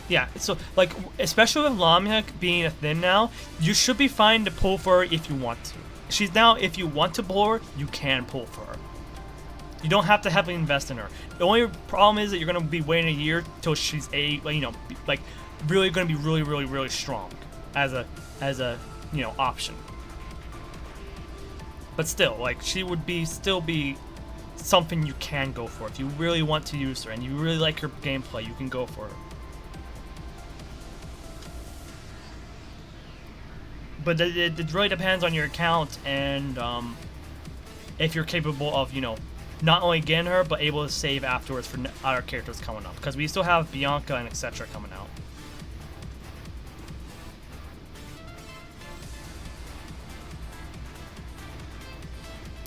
Then don't get her if you don't like her gameplay style. If you like the other tanks, like 21's playstyle better, go for that. It's not a need. You don't need to go for it. It's only if you want to, really, at this point. Like, the one thing I keep seeing in the videos about her and whatnot, she's not a need. She's a want. It's if you want her, you can get her, but you don't need her. I don't know. I'm afraid no one knows why, frankly. Well, it's not like you have any more options now. Punishment virus has given us the ability to go ahead? Okay, something about this doesn't seem right. Oh, wait, now it's... Huh. Wait, it wants us to get access? A path is made. Energy inside these enemies are transferred to the mechanism. And also flowing towards the gravity core. Sounds like... Oh, wait, okay. Sounds just like a recipe for disaster. That core is the primary target of this operation. At the very least, we're getting closer to our final target. Huh. Okay. Confusing, but... I guess it's like... okay. Like, we also need to get through. We can't get through as we are. We're letting our enemy through. But, we'll deal with that situation when it gets to it. So, for now, we'll just work together to get through this path. I guess that's how the virus approached that decision.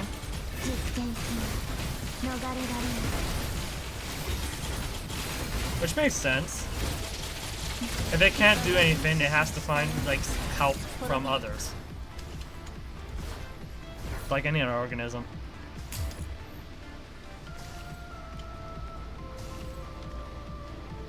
Another option is to wait for a standard selector in a Lamia patch if you don't need anyone else by then. Oh wait, you know what? Hey, does that selector pack or selector ticket include Scree at that time? Or do we not know yet? Because if it's so, then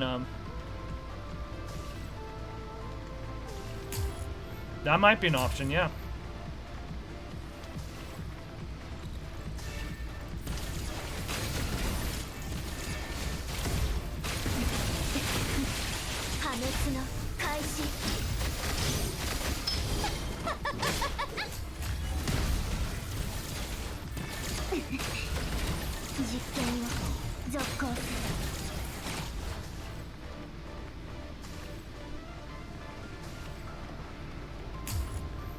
Yeah, wait, what was this? What was this concept called? Coexistence or something like that? It's like we're carrying the like the organism within like our like a cell or something like that. Something, I don't know. Standard banner always updates updates to the second latest S rank. Oh.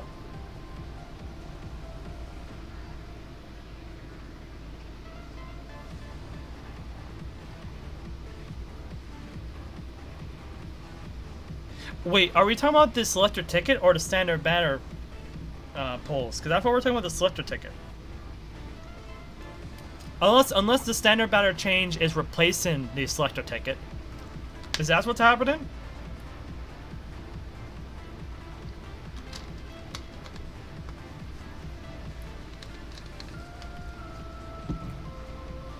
Then this will be the final mechanism. After passing through here, we'll be facing the largest heteromer that is mooching off on the gravity core. Hesitation will only lead us to our defeat at this point. Grey Riven, prepare for battle. Oh, that's a big box. Oh. It's a one-time standard banner selection. Oh, wait. So basically, you can get an S rank of your choosing, but only once. Okay, you're just talking about standard banner. I thought we were talking about the selector ticket. I thought that was going to be the change, like in general. Like the standard banner is always going to have an S rank on there. You just get to choose which one you get whenever you get to 60 pity.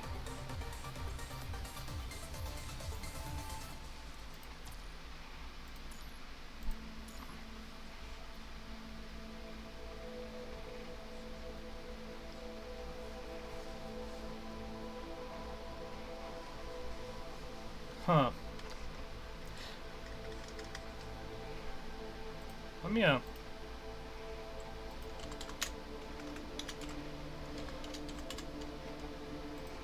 also, I gotta follow the PGR, Grey Raven's PGR account for this information. Hold on. So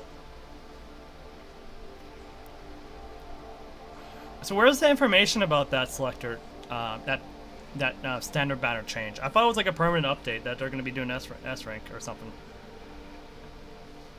Or is that some people are like speculating on, or is that something that came from the live stream or something?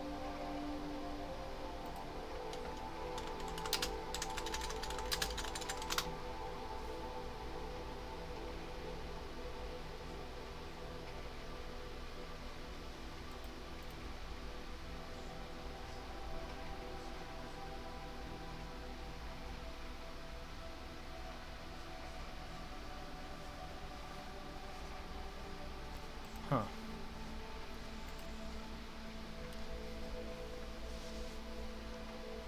Oh well. Anyways. Wait, but I guess if they... No. Even if they did that system, even if it was permanent, it wouldn't really affect anything.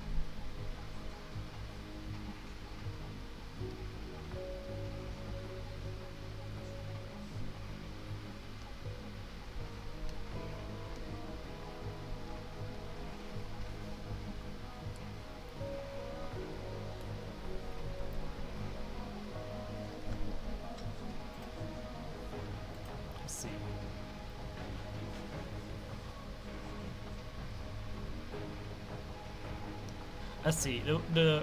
Where did the current one stop at? Like what? Around up to what? Like Luna? Vera?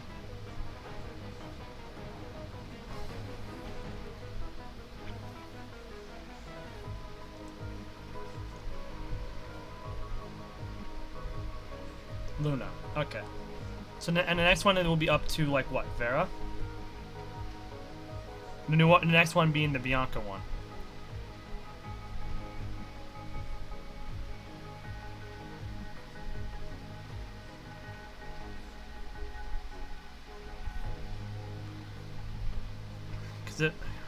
Because if the one in Bianca's is up to Vera, and the next one is up to Selena, I don't know.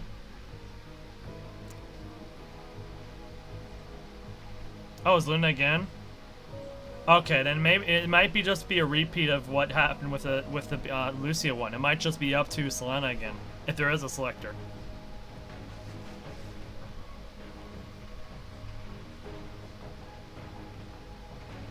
Unless they change it up this time, because they have a lot more characters now, but still.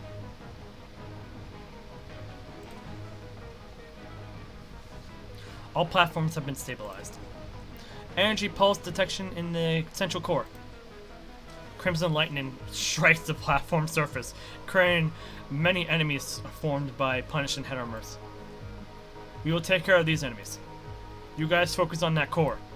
Grey Raven, we're counting on you. If this Finn really has his own consciousness, then let's show it our strong determination. Come on.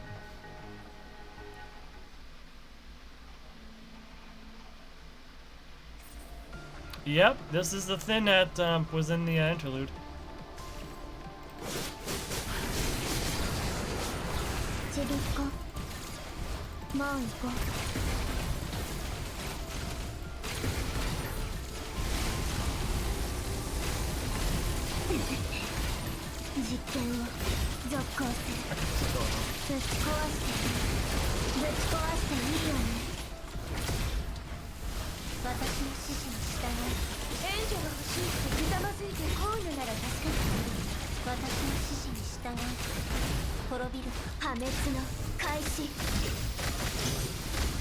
Or I could just, destroy it.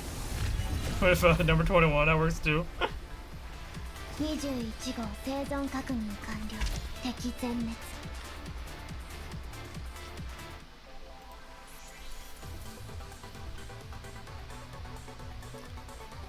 Oh, it's only for a limited time too?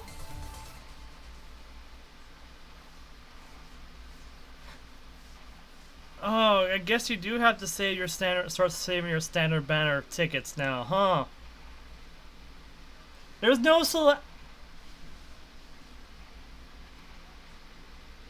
Selector has been replaced with something worse.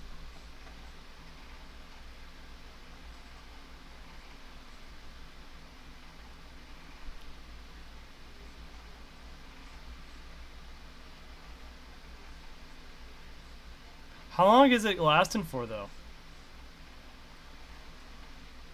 Well, luckily, I think we're at a like what?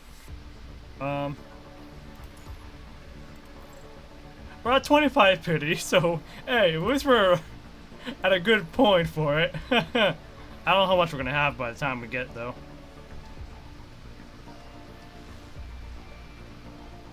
Wait. There was a recent. Wait, what was the recent selector? I guess Lucia's recent, yeah. Wait, when was this recent selector speaking of? Is it Lucia? Lucia?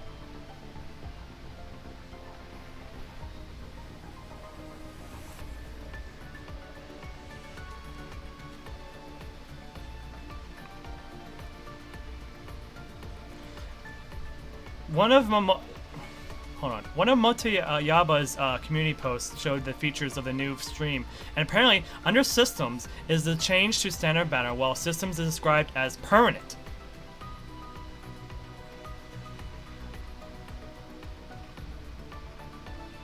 If it's a permanent, then is anniversary wishing it. Huh. Huh.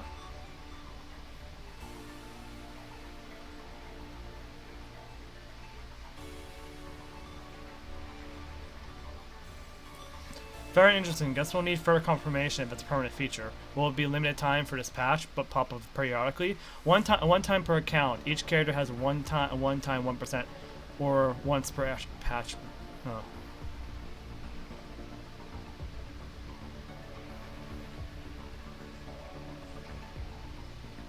Yeah, I guess we're gonna have to start saving blue cards just in case until people get until there's more information about this whole Finn and it actually comes out.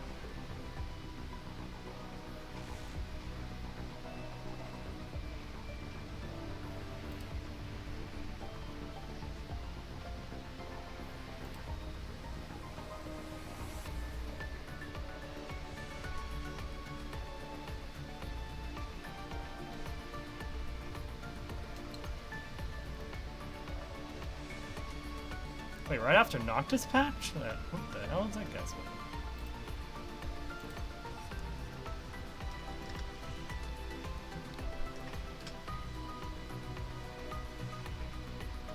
Oh, you are talking about Alpha. Well, I wouldn't say I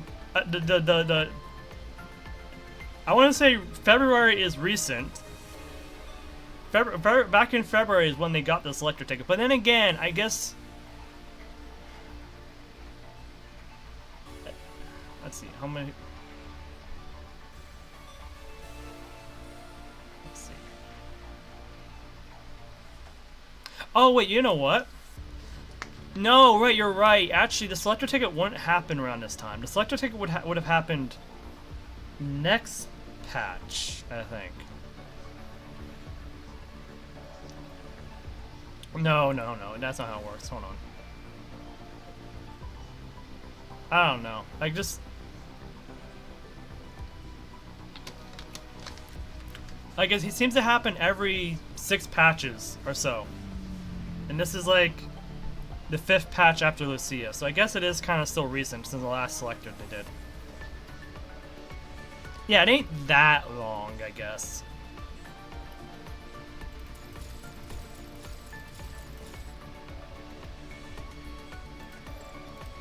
Also, let's interact with this before, Also, what's this about?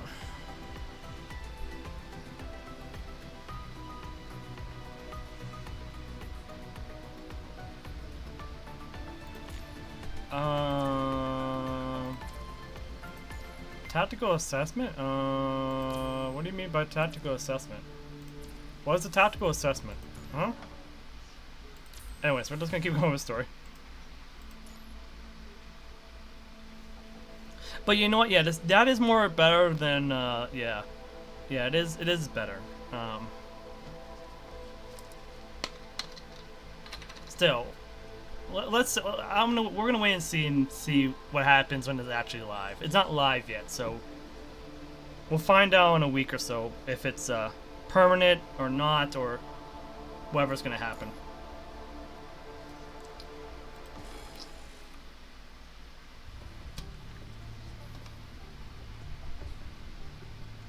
But I don't think it's better than a selector ticket because everybody can get the selector ticket through for doing events. In that one, you're requiring everyone to have like the total amount of like blue selector tickets, which they probably don't have in that limited time frame that they're making it making it a limited time thing for. So it's actually worse than the selector ticket in that regard. It gives you better reward, but it's actually worse than a selector ticket because then people are going to most likely be unable to do it. Unlike the selector ticket, which was easier for even newcomers to get.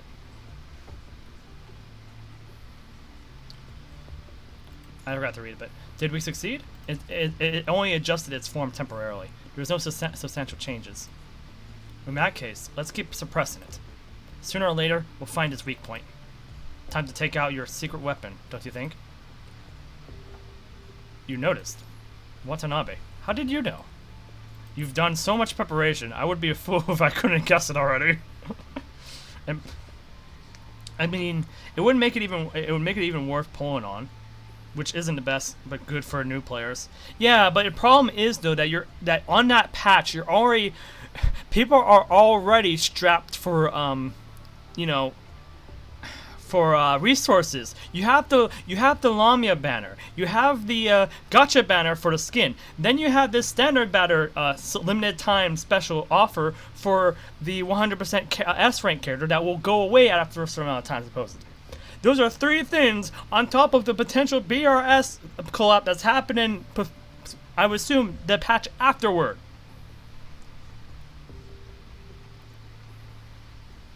Unless this is the reason why they gave us so many free characters in the first place.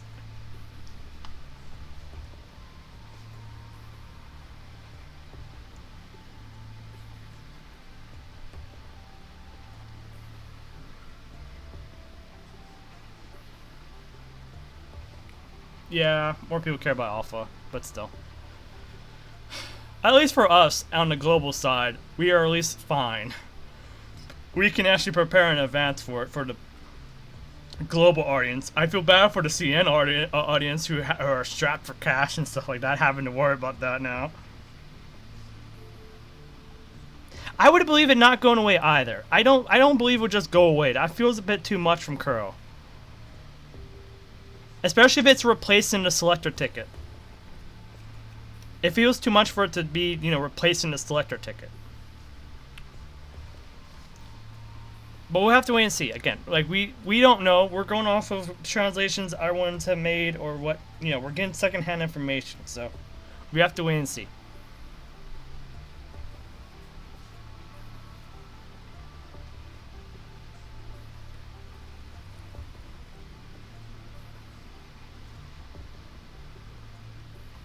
You know what? I think Apple probably has the correct version of it. It's probably there until you actually hit it. That makes way more sense to me. And like then every single anniversary that will reset, probably. Or yeah, every anniversary they reset that, probably. That makes way more sense if it is actually replacing the selector ticket.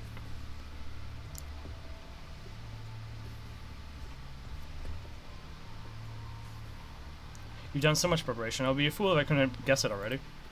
Watanabe looks at the satellite outside. That's more than just a communication relay station, isn't it?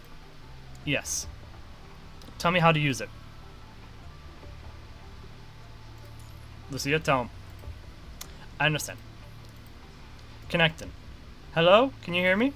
The railgun was fully charged long ago. It's still a work in progress here. Wait for my signal. Who are you? You look familiar, though. Where's Grey Raven? We had a discussion and decided I would be the best candidate to fire the prism. He's right. I see. So the people in office have already granted the permission. Alright. Lucia, I never seen you like this. The energy level of the core is rising again after transformation. Now I'm curious how many forms it can have. Daddy Wata. Yes, Daddy Wata. Oh, speaking of Daddy Wata, Apple, I think you were here earlier. Did you see the new Watanabe? Oh, the old man got a glow up. Like a real glow up.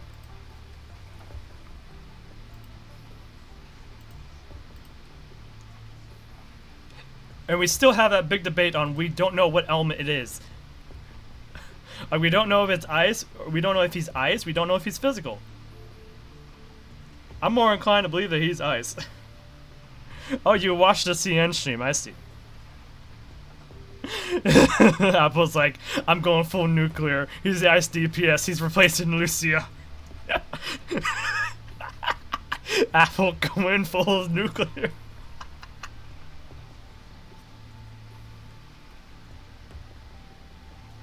Just the prism needs more time to stabilize and aim for back accuracy. Understood. Keep attacking.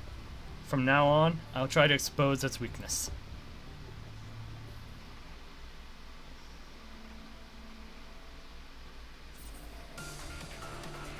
Bum bum. What in the world is that? Hetero core?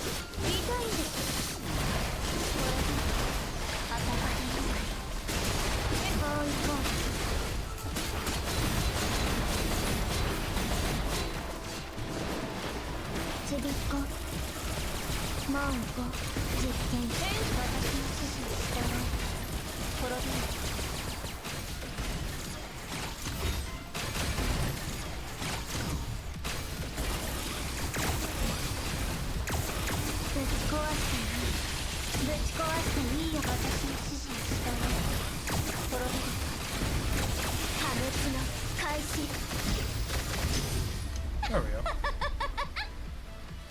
21号生存確認完了。敵全滅。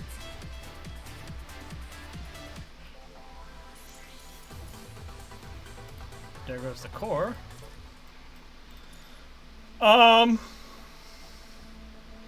That don't look too good. That don't look too good. Is it just me, or does that don't look too good? No. No, no, no, no. Now! All squads immediately evacuate from the core. Fire! Karenina slams the launch button hard in Babylonia's command room. Asimov, or whatever his name is, the scientist over there is like, "You see, all you had to do was press a button." And Karen's just in the background, just shouting back, "Shut up! It's a lot harder than you think."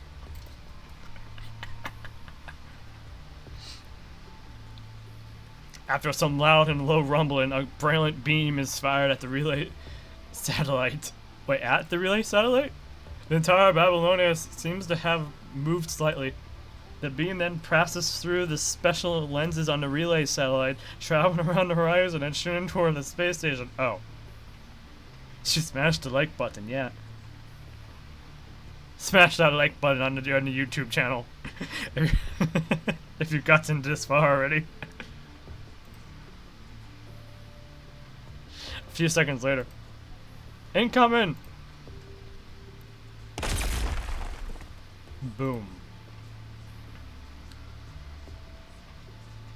A high energy beam penetrates the opening in the gravity room, striking the Punishing Virus Heteromer core with pinpoint precision. It fiercely burns through the core, rapidly vaporizing the surface. The process is witnessed by every single member of Babylonia and the Forsaken troops. Is it over? No. After the beam finally disappears, the blinding light gradually dims. At the center of the platform in the gravity room, the burning shell of the heterocore falls off, revealing a cube striped in black and red inside. The Punishing Virus, aka the heteromer that it's made of, or whatever it's called. I know it is like a. The heteromer is like the resource or whatever like an object made of Punishing Virus is, but heteromer is what it is. Is it over? Is it over? No, it's not over. No, it's not over. The smooth and delicate surface shows no signs of damage. It seems that this isn't its true form. What the hell? That was just a shell? It seems that all physical traits observed by the recon teams before, they were all a deliberate disguise. They were all a deliberate disguise. What? Hey, Grey Ribbon, the second round! The second round is fully charged! It is too late. The space station receives the full impact from Babylonia and begins to spin. The relay satellite is can no longer aim. Meanwhile, inside the gravity room, it's gathering mass again. What do we do, Commandant? There's nothing we can do now. We still have a chance. As long as we can still suppress it, there will always be a second chance. The space station slowly spins at the scene outside the skylight of the room. As the scene outside the skylight of the room continues to change, more energy is being generated again, this time at its bottom. What is it trying to do? This situation, if... Damn! Sunlight reflected by the blue planet shines directly into the gravity room through the skylight. Could it be... A shockwave emits from the base of the heterocore. Wrapping some matters within, it ejects itself from the space station by pushing through the entrance of the gravity room, heading toward humanity's home, Earth. Watanabe is the first to react. Forsaken. Retreat from the space station at once. Roger. The evacuation round has been sent to you, sir. Watanabe turns around, bolting towards the exit of the gravity room. Watanabe.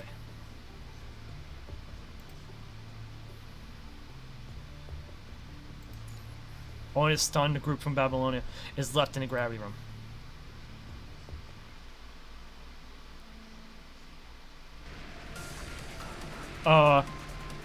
What in the world's going on?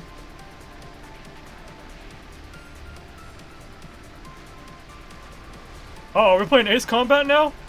That looks like an Ace Combat, but we're playing Ace Combat now.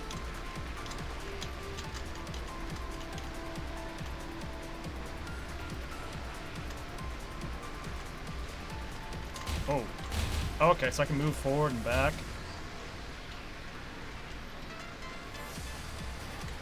So we do want to get rid of these ones. Okay, red ones we cannot destroy.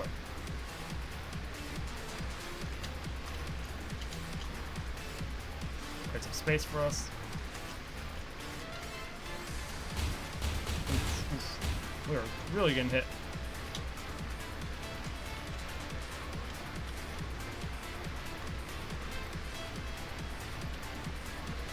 Oh, we can dodge. I didn't realize we can dodge.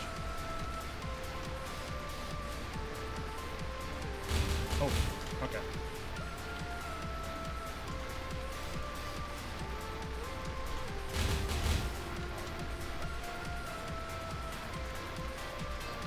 At least I don't have to worry about the constant sound of missiles being targeting me. Even that would be like, you know, on brand for this boss, but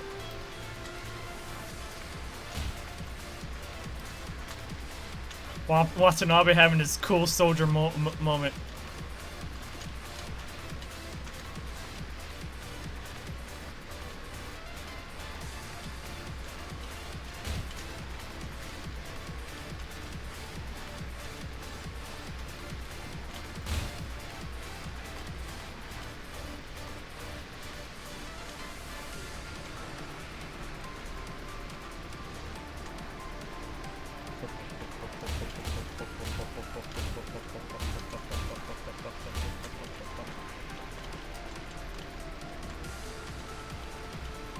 Go down. There we go.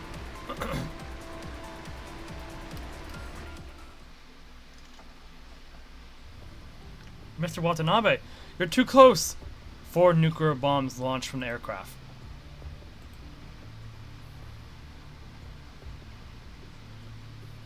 Watanabe pushes the lever to its limit as his aircraft struggles to turn. However, a few seconds later, the missiles are in contact with the punching core.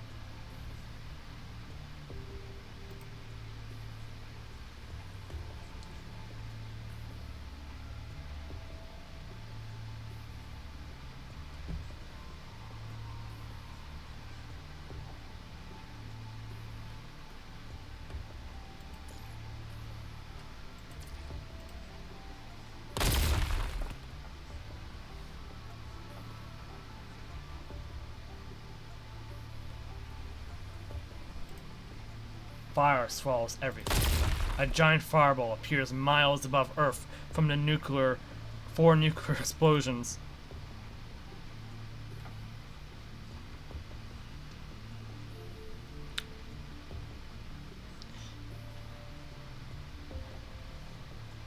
Babylonia command now. Watanabe's signal? It's gone. All Forsaken signals are also gone.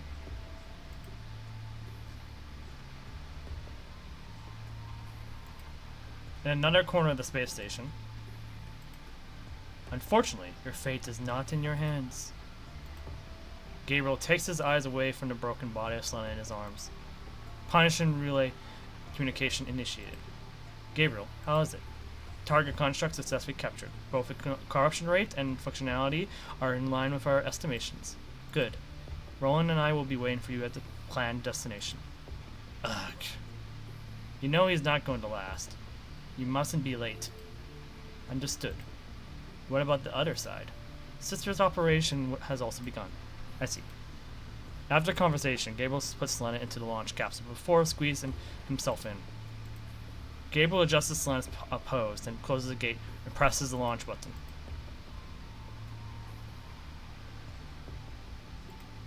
Meanwhile, somewhere else on Earth, the Eternal Engine, the last unaffected train on Earth, is cruising through the desert. Ahead of its track, fire rains upon the navy blue sky as the comets fall from space. The burning red light has painted the exterior of the train scarlet. On the lavish balcony outside one of its carts, 2 figures watch as this calamity descends from the sky. That beacon will attract all kinds of attention. People will take advantage. Sophia. I'm here. What's the progress? The scouts returned. It's as you expected. Also, a new face showed up in the commoner carriage. I don't mind it. I'll have him keep an eye out. For now, proceed as we planned. What's done is done. We have to get our leverage before others make their moves. Understood. Beta Luna. Yep, that's Beta Luna. I was surprised that she looked like that too. But now it makes some older art make more sense. I think if I look at Codex, there's some... Where's the gallery? Here we go. Yeah, there's some loading screens that I've seen before. Okay, none of these are actually the loading screen I was thinking of. Oh, this makes more sense now. This was... I was wondering who this was, and this was actually Luna, so... Before they reworked everything.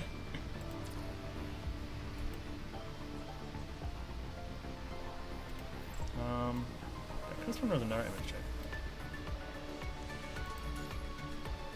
Alright, okay. I totally forgot about her sister in the interlude.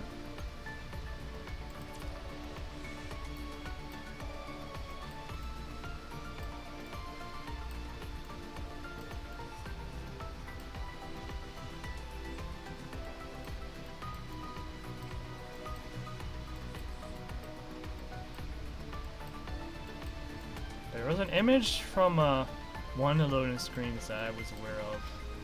I'm just trying to remember. I'm not trying to remember, I'm trying to figure out where it was.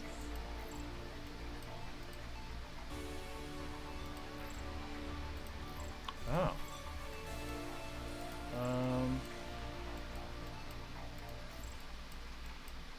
There was like one image with the oh.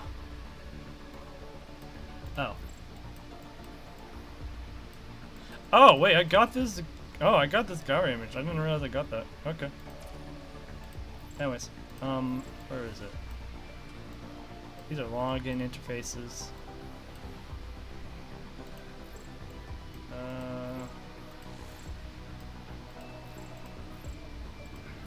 Oh. The event story that was I'm thinking of? No. Nope.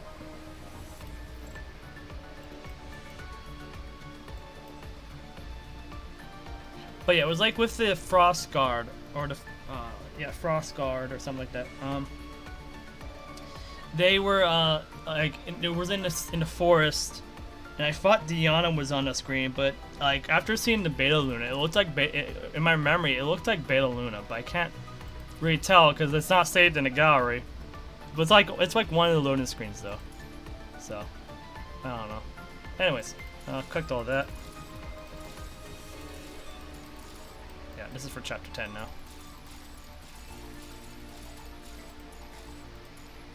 Yeah, so we gotta do hidden story now. At least hidden story is now where it like should be.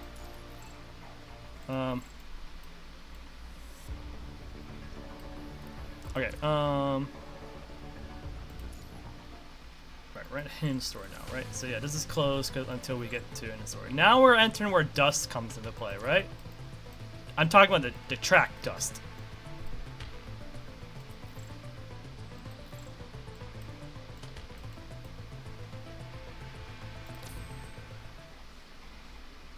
How is it Beta Luna wins a game? You're right. This is Luna before she became Laurel. That's not her Laurel frame. That's her original frame. Anyways. Oh, this is different too. Oh, wait. Okay, this is in the perspective of Ayla, isn't it? Wait, hold on. Wait, how many? Oh my god. Wait. This is shorter than... Okay, this is very short. So we don't have to spend too many resources here. There's only like, what, 3 combat stages? Okay, this is going to be more perspective of what happens before,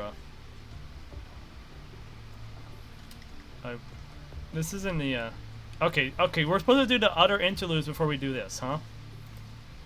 We have to do all of Selena's stuff, except for Echo Aria, before this.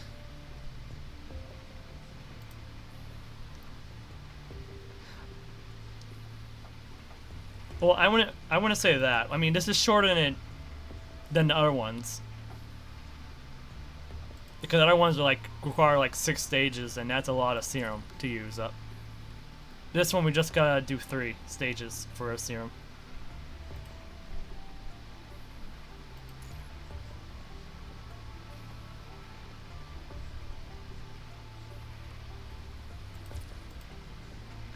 Lines from the Tempest. As predicted. Lines from the Tempest. At least they didn't actually state the lines, I guess. Okay. Well, not before. Well, we can't do Ek Aria until later, because that's just how the game is. But it's not. But we need. But before we did this hidden chapter, we needed to do Selena Tempest's interlude. Apparently, we can't do her affection story. We just can't. We had to do Capriccio interlude story apparently, and then yeah, we at least needed to do her both for interlude stories, apparently.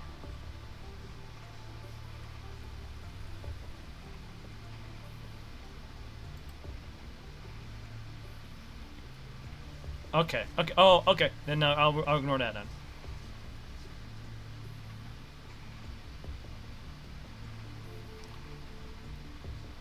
Because we already did Selena's interlude. I forget some details. But it might be a good idea to go back and refresh my memory.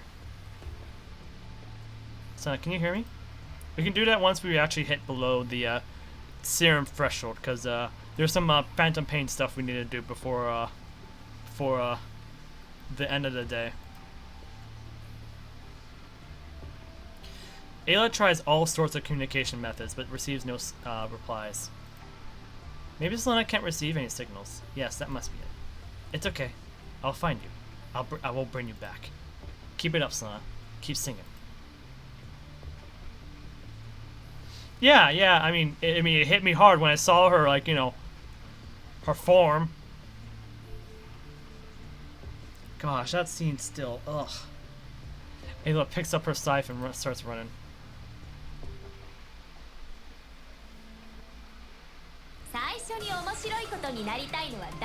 Well, I never played it. Well, I haven't played much of Ayla, so it'll be fun. I can hear her voice. It's clear and close. Finally, we can meet again, Selena. Just hang on for one more moment. We keep singing. Sorry, Ayla, you're not gonna get to it. Your princess is in our castle. That's really what happened to Ayla. Her princess is in our castle. Those were... Well, I didn't expect that to you know, indirectly take me to the right direction, but oh well. That works out, I guess.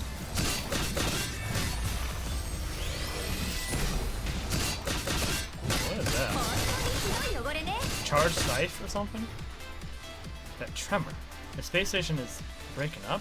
I can't keep going like this. Not only Selena, but other troops also. I have to come up with a solution. A shadow? Or no?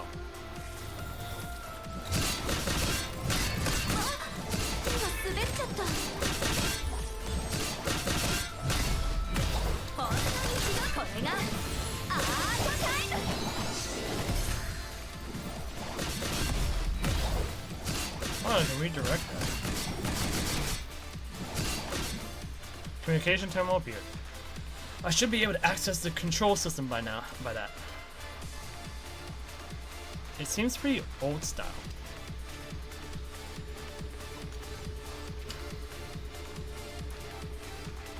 Electromagnetic lock control module back online. Insufficient authority to modify. Although I can't modify it directly. It should be good enough for now. Okay, next.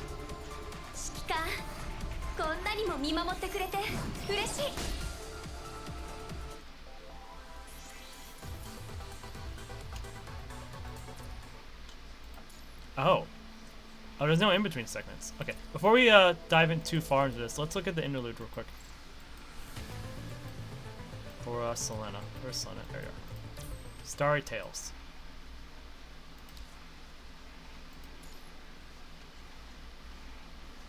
If the Pantheon still exists today, it probably won't stand any more impressive than this.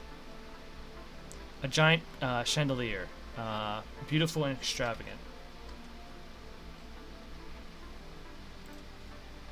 Oh, I gotta do the pre-ult soon. Not pre-roll. I have to do a 3-minute ad soon, so keep that in mind in a little bit.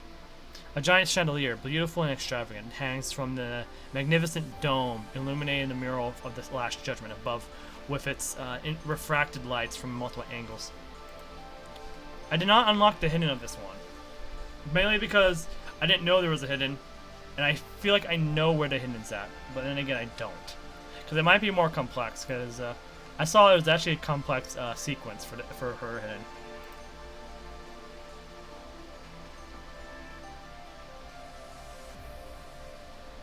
Oh yeah, especially if it's in 2 parts.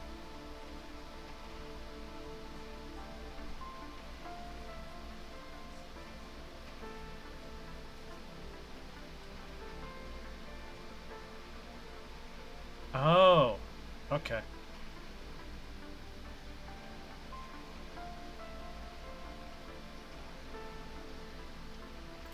Okay. I know what to do. I didn't realize there was something I did not know about that one. Oh yeah, don't do the hidden stage until after we done Eka Arya. Yeah, just the hidden stage.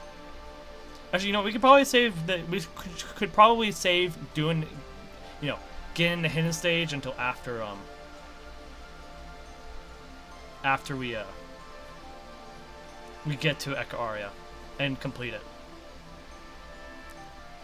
Every inch of the place is indescribably ostentatious, and unfortunately, this is probably the last and dreamiest opera house left in the world.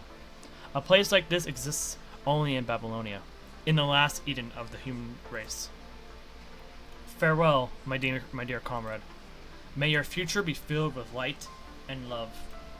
And those were the gentle final words of the performer playing the soldier as he collapsed in a pool of blood, giving his comrades his best wishes before slowly shutting his eyes.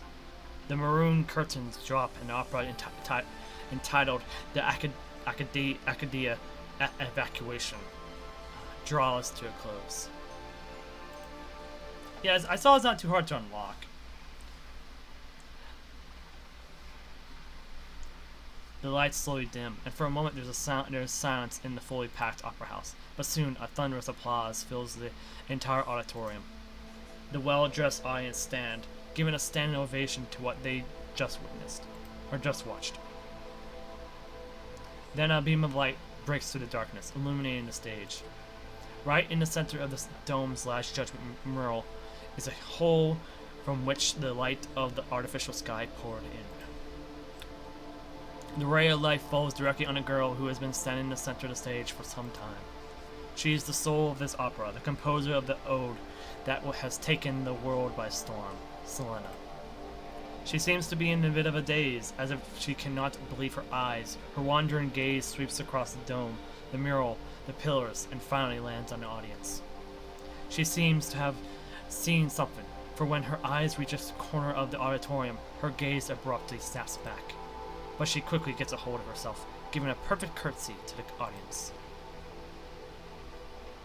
She does not give a tedious thank you closing speech, but rather holds that pose for a very long time, until the golden glitter has fallen and the audience starts making their way out.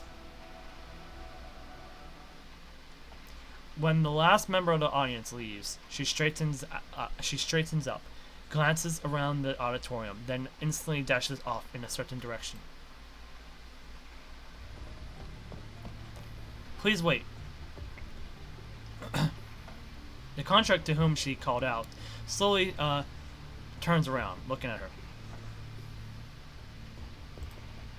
The construct is not dressed like the rest of the audience, with their polished shoes and snowy white embroidered shirts, not to mention tuxedos. Standing right in front of her is a completely ordinary construct. He wears the standard construct outfit, completely at odds with the opulence of the opera house. This is one of the guests specially invited for this opera performance. Besides civilians, the opera house occasionally gives out tickets to military soldiers to thank them for their hard work and service. At Selena, the librettis's behest, a few tickets for this performance have even been reserved for the contract soldiers. What do you want? There is no formality from him whatsoever. In fact, he comes across as pretty rude. It is as if the person standing before him is not the youngest, most talented liberatus in Babylonia, but a nameless foot soldier. Or is there some aspect of the performance that you're unsatisfied with? Oh, does my opinion warrant the attention of a genius liberatus?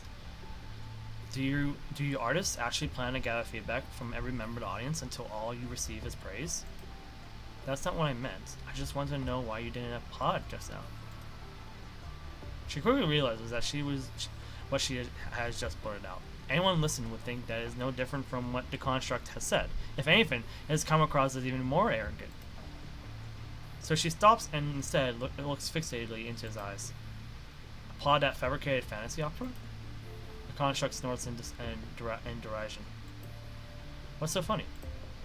I thought this reward from the military was something special, but I didn't expect it to be a ticket to watch such an insulting show in this hellhole. And now the one who made this insulting and humiliating performance is standing here asking why I'm seething. Is there anything more ironic than this?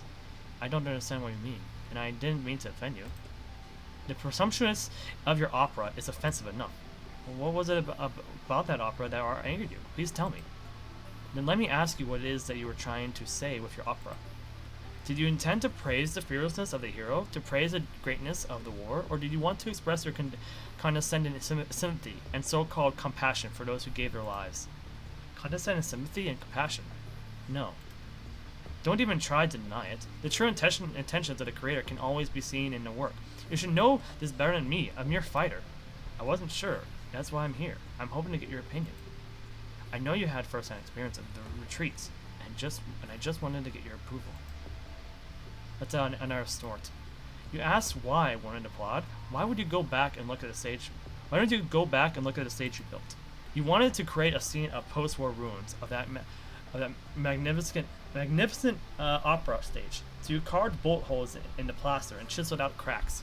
I can see that you spared no effort in setting it all up and making it perfect. Yes, it's perfect. It's so beautiful indeed. You remade a ruined pantheon, but not the ruins of a battlefield. You didn't know that the ruins would have borne scorch marks and be adorned with molted blood and broken limbs scattered about. Your ruins are respectable and clean, just like your pitiful imagination. That's all. It bears no resemblance to war. Do you really think that when you're out on the front lines, the world is still as orderly as it is in Babylonia?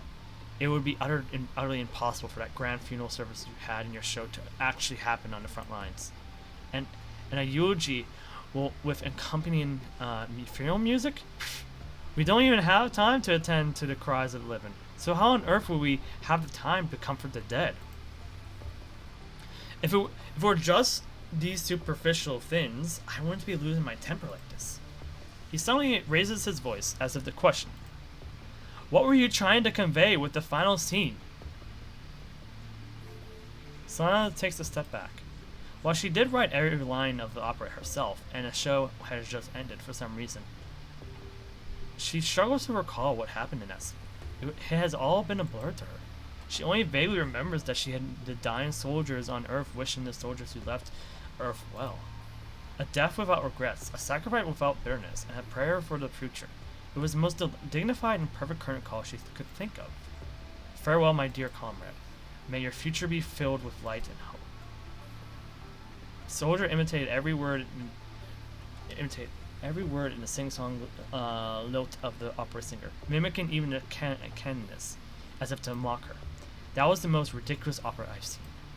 Those who were forcibly abandoned had no choice but to accept their deaths, wishing a group of cowards fleeing their home when, well, what the hell is this joke? Is there anything more insulting than this? Only those like you who were born in Babylonia and have lived such pampered lives would be able to come up with such a ridiculous comedy. Listen up. What you're putting on is nothing but a comedy that shouldn't have been performed at all. Your entire story is nothing but a fantasy. Unlike you, I've lived through that era. I had to forsake my flesh, my humanity, and my dignity for a future to be allowed into Eden. I became a construct, but whenever I close my eyes, all that appears in my mind is the wailing cries of those who died. My family died on Earth. I wasn't able to hold their hands as they died, but in their last moments, all they held in their eyes was only hatred, not your so-called blessing. Those who were abandoned had only hatred, and those who fled had only remorse. This Eden arose from enmity and countless corpses. People would die just like animals in that war, meaninglessly. Without a religion, without glory, and most definitely without forgiveness and blessing. There's just hatred and anger that knows no bounds. Damn, why did we have to face all that? Why did it have to be us who were there? Why did we get to a point when we were forced to destroy everything? Only when life becomes nothing more than just stats. Yeah, because I can't say statistics. Whatever, I said it. Will you understand the horrors of war? When humans can no longer continue being humans, only then will you understand the helplessness war brings. We abandon the people we were supposed to protect, then turn around and seek a respite from our suffering through shows like this, all to satisfy our need for pseudo-empathy and egoism. You, a person who's never seen hell, who's never been on the brink of death, sing praises of war and peace in a place like this, and you dare to ask me why I didn't applaud? I've never seen a eulogizing opera more arrogant than yours. Forgive me for taking my leave, for it's taken my every ounce of willpower to speak to you with such dignity and courtesy, and I have none left. Without a second thought, the soldier turns and departs, leaving Selena standing alone in the empty square. And there she stands for the longest time, her countenance never showing the slightest hint of being offended despite the insults. She keeps her head tilted upward, her eyes closed, and finally lets out a deep sigh. Selena is not sure how she managed to get home.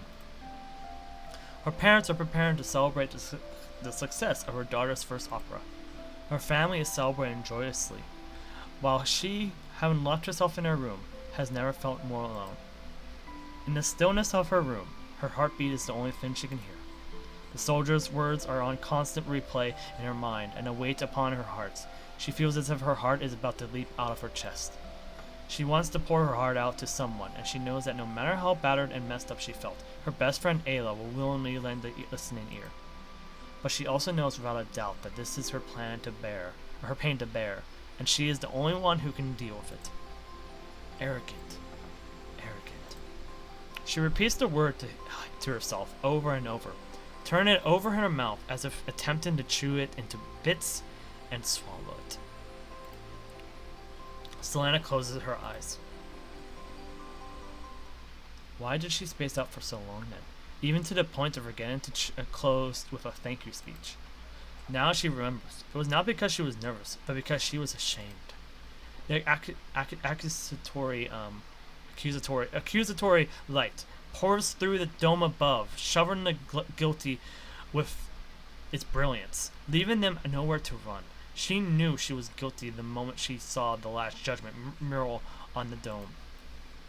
That arrogance was rooted in every fiber of her being. She finally knows why she could not recall her state of mind when Ryan knows Libertos. Because there was none. There was no state of mind to speak of, nor was there any deep contemplation whatsoever. It was her first time coming up with her own Liberto, without referencing existing Libertos. It was her decision to select an unfamiliar era as the subject, which she then used as a canvas to arrogantly depict her fantasy of humanity's glory. Even in the early stages of her writing, she already had the faint sense that something was wrong. That was why she stood anxiously on stage when receiving the applause. Because she was not deserving of it.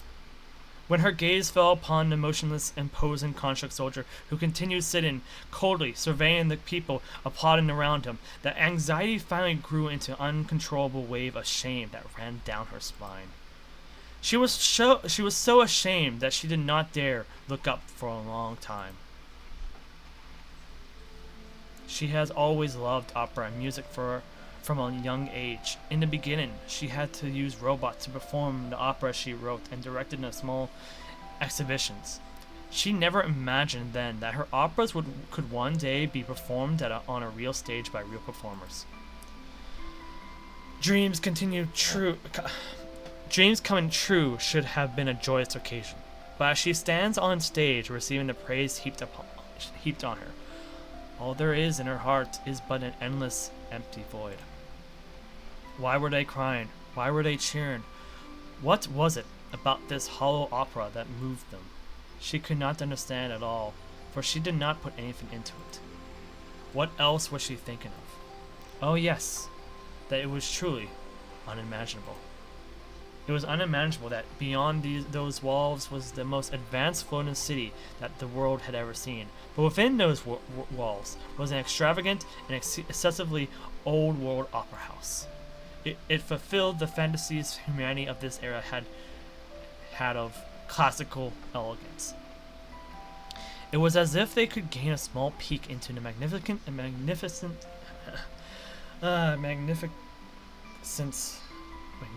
of history and soak up what is left of that era just by being in the opera house. There is always a polarity in extremities.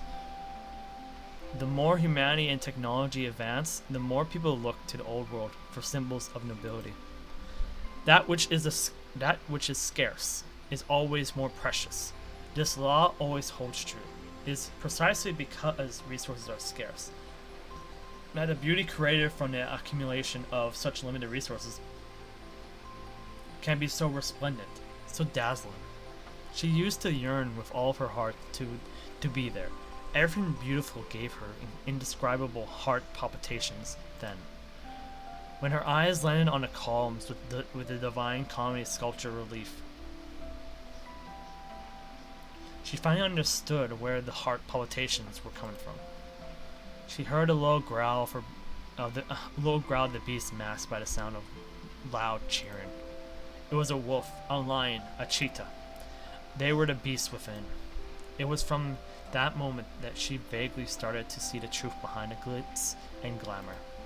The final curtsy was not one of gratitude, but rather one of prayer. No, it was not a prayer. Or to be more precise, it was not just a prayer. It had nothing to do with religious etiquette. Rather, it was simply the final farewell by the most devout believer to the beliefs she had held dearest.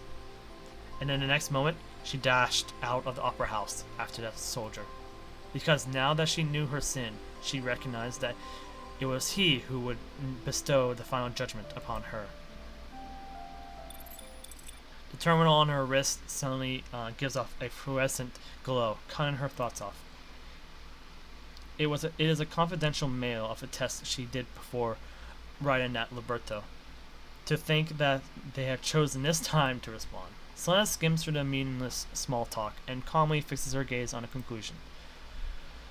You have a good level of affinity with tantalum 193. Your construct surgery success rate is judged to be high. Ah, so that's when she was human, and she was preparing to become a construct. Whew, okay. Alright, I'm going to run a 3-minute ad. In the meantime, I'm going to take a little break for my throat and to get a drink for it as well. So we'll be right back in a few moments here. Alright?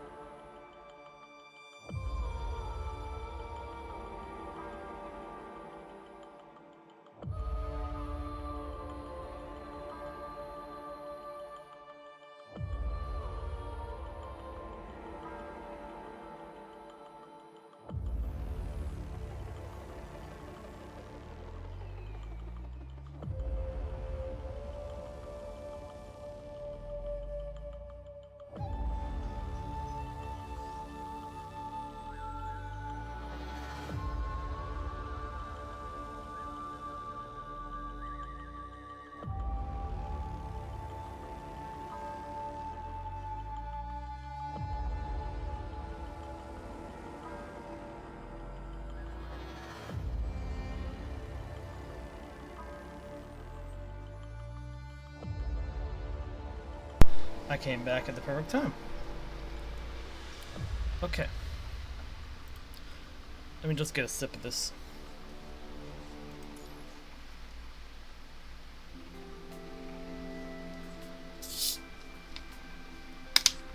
It has been a while since she has become a construct, but her days have not been quite as chaotic and dramatic as she has imagined.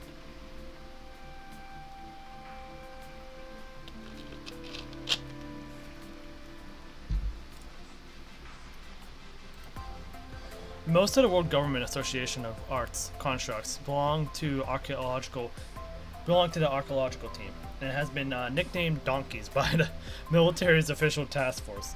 This is because they are just like the 16th century archaeologists who were embedded into the expeditionary armies, receiving the highest level of protection, just like a donkey positioned in the center of an infantry formation.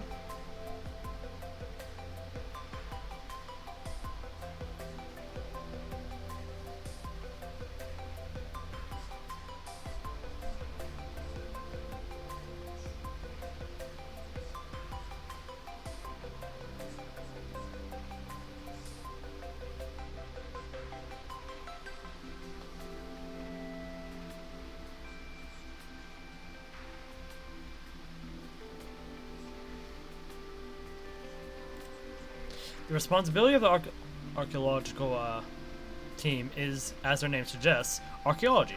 In essence, they investigate humanity's ancient relics, retrieve them, and then repair them. Sona has never had the opportunity to be in a frontal assault. The two operations she was on were simply to conduct simple investigations on an abandoned satellite nearby. Oh.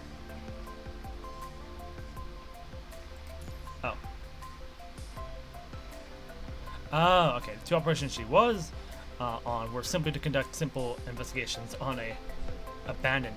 Okay. So the two missions were just that. That's really just it. Wow. Some start for her career as a construct.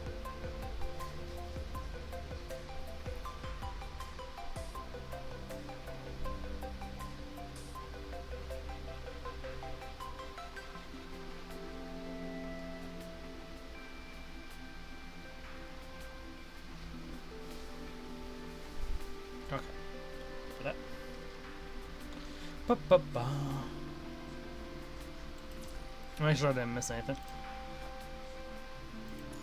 She seldom even gets to fight the corrupted. As such, she is understandably shocked when she gets her mission to investigate the space station. Oh gosh. The space station's trajectory will bring it back into orbit. The task force would like the archaeological team to take part in this mission and attempt to recycle as much space station data as possible during the battle. Sona, you'll go as well. Me? Are you sure? Oh yeah, you're right. I guess you're right, Fair. This is like her original construct form, right? So.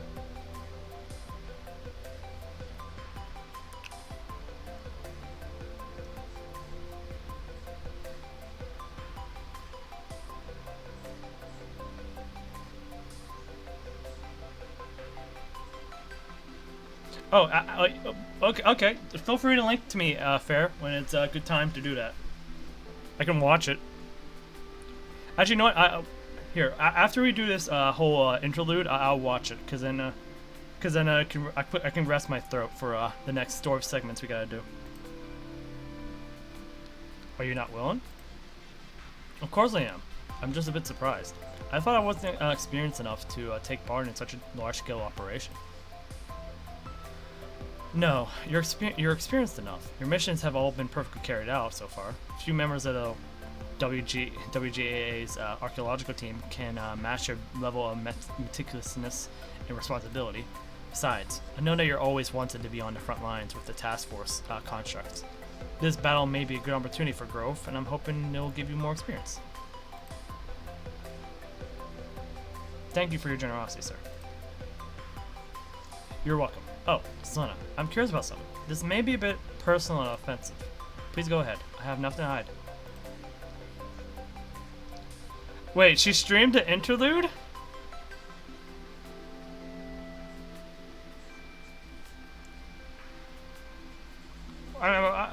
in Chinese, I'm assuming, right?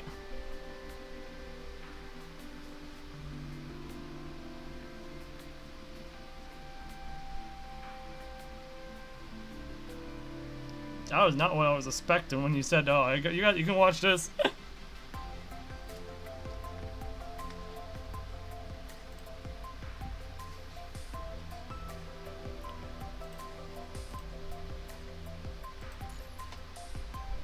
Oh, I skipped a bit. I've seen your resume, or rather, I should say, you've caught my attention a long time ago. Your opera once took Babylonia by storm, and the WGAA thought highly of your career. There was no doubt you had real talent and skills. I see. You come from a wealthy family, and your future was incredibly bright. There was nothing compelling you to become a constructor. So why did you become a constructor and join the archaeological team? Don't get me wrong, members of the archaeological team can continue to engage in their previous pursuits. It's just that there are archaeological tasks to be performed regularly, and so the amount of time you spend on operas is much less than before. I doubt you've given up the opera. You're not the fickle sort. She broke up parts. That's probably not the first time she broke down on these parts. I can imagine she broke down when she, you know, because I'm pretty sure she got some of the lines of what her character is saying and the feelings that, you know, she had to deal with before she did any voice lines. To better understand the character, like what happened to her before she became like this.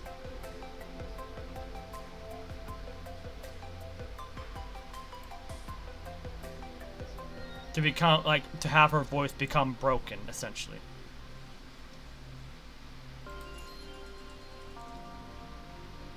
So what was it that made you choose to pick up a weapon? This should be a simple archaeological operation. How did it end up like this? While exploring the space station deeper, an archaeological team member accidentally unlocked the outer electromagnetic lock. This is a once-in-a-lifetime opportunity. The task force captain has adjusted the battle objective immediately with the decision to probe further into the space station. After all, any information the space station may provide could become a key turning point in the war against the Punisher virus.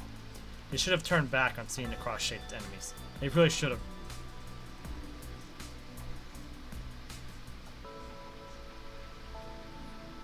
Yeah, I know.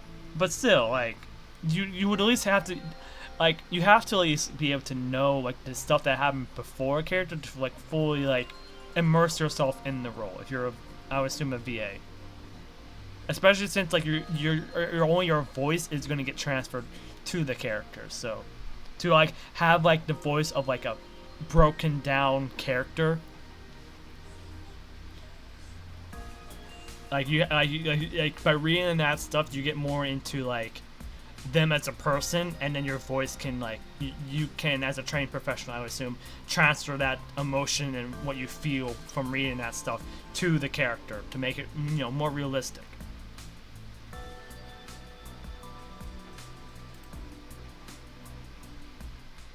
Unfortunately, hindsight is 2020. They stumbled into the deepest area and learned the truth behind the space station.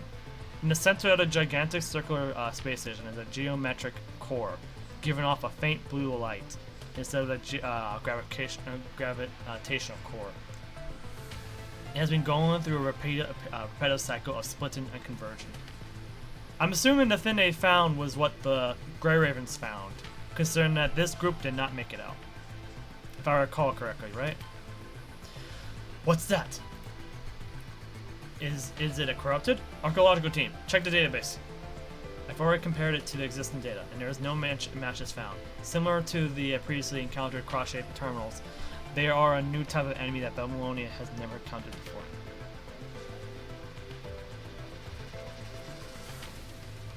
Yeah, it's way worse in full context, you're right.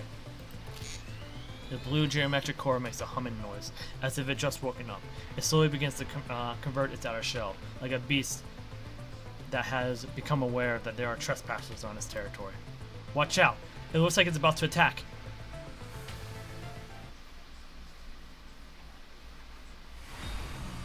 So this form that she has in these interludes is not the true form that she has. It's like the form she has after everything is said and done, essentially.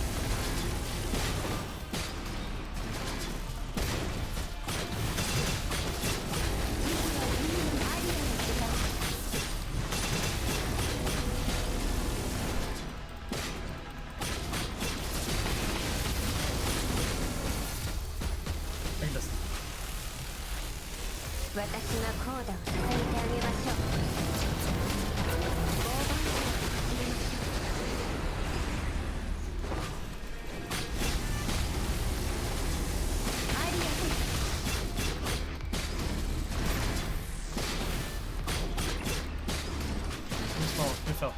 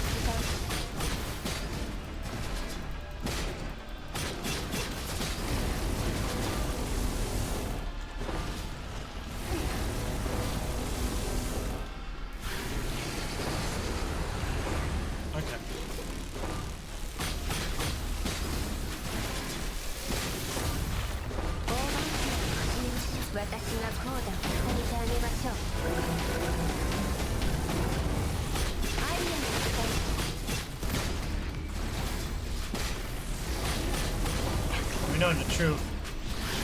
We aren't going through this. We weren't living through this, so knowing the truth.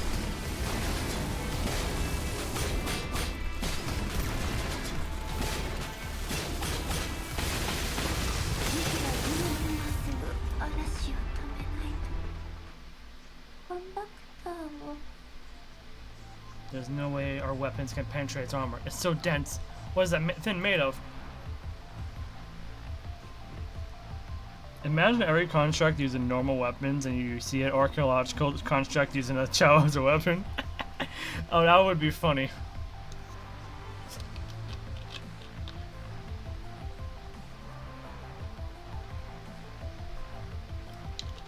Even if we can't penetrate its armor, we should at least break off a piece of that shell. We have to bring a sample of it back to Babylonia. A task force construct suddenly gives a huge roar and dashes toward the deadly being with his weapon held high. It came as no surprise when a dazzling light burst forth from the geometric core, instantly engulfing the construct. However, his final attack also lands heavily on the geometric core's thick shell. The soldiers' all-out stone-shattering attack managed to break off a corner of the geometric core. A clear blue shard silently lands on the circular platform. Ugh! Damn it all to hell! A purple shadow flashes past it. Selena picks up the shard, and just before the next attack hits, she jumps up and flips to a higher ground, dodging the deadly laser. I got it! Good work! Retreat! How many casualties do we have? It's not looking good. Everyone's been injured, and there are 5 members who have... That's enough. I get it. Task force members, listen up. Your priority is to protect the archaeological team members as they retreat. Hold on. My radar is detecting activity signals from a huge number of enemies. Captain, I'm detecting it too. They're about... Selena calmly helps them finish the terrifying number. Over 300, but the signals are all clustered together, so it's not necessarily accurate. Damn it. Were we stirring up the hornet's nest? Did they want the shard back? Even an elephant would be bitten to death by these bugs. The original plan still stands. We need to update the details. Team 1 will run out, will fan out and clear a path. Team 2 will fan out and cover the rear. Team 3 will be in the middle, protecting those with serious injuries. Archaeological team members, follow Team 3. We can fight too. Selena's right. We can fight too. The task force captain looks at Selena. Selena, was it? I remember your name. Now I know you can fight, but your priority is to bring the intelligence and samples gathered to Babylonia and tell the Science Council what happened at this space station. We are the task force. We have the duty to protect members of non-combatant teams as they retreat. Orders given. Orders given. He looked at everyone present. Do you understand your mission? Yes, sir. What happened next is even more cruel than in the depiction of hell in the Divine Comedy. If they were all guilty, such a tribulation would be reasonable. But they are all doing this for the survival of the human race. That is why they disregard their own safety and are determined to give it all they have got. The path they cleared is a hard-earned, bloody one, made possible through the sacrifice of countless lives. Wave after wave of enemies fall upon them. At first, they could be slayed one by one, but as their numbers increased, the constructs could no longer work together to hold the formation. They resorted to using their bodies to form a wall, resisting the never-ending waves of enemy attacks. Babylonia, this is Selena reporting. We've encountered an unknown form of punishment virus entity in the space station. We're retreating with a sample shard, but more enemies are heading our way. Requesting backup. Over. No response. Babylonia, this is Selena reported. We've encountered an unknown form of punishment virus entity in that space station. We're retreating with a sample shard, but more enemies are heading our way. Requesting backup. Over. No response. This is Selena reporting. Her words are interrupted by vital fluid splashing on her face.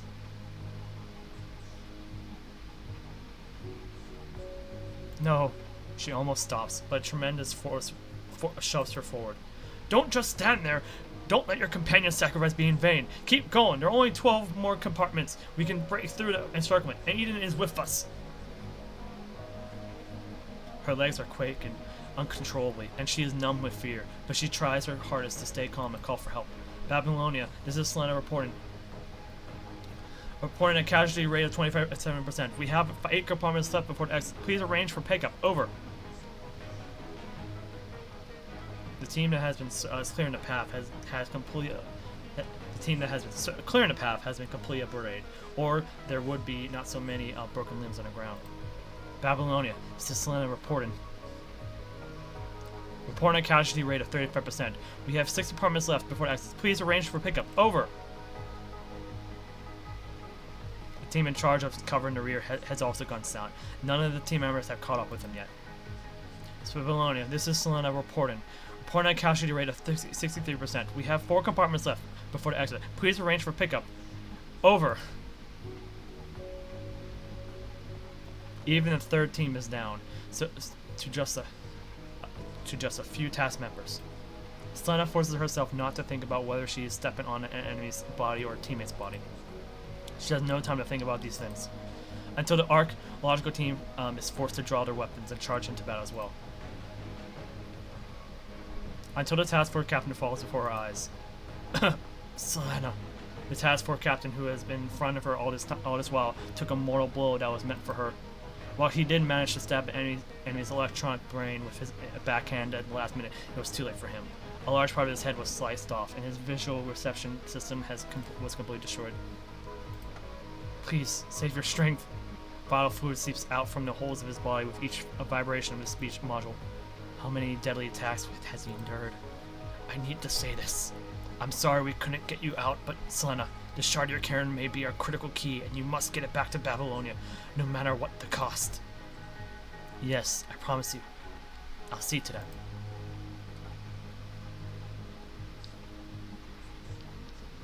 The 6th stage? Okay. I said what I had to. Keep going. Don't stop. Hurry.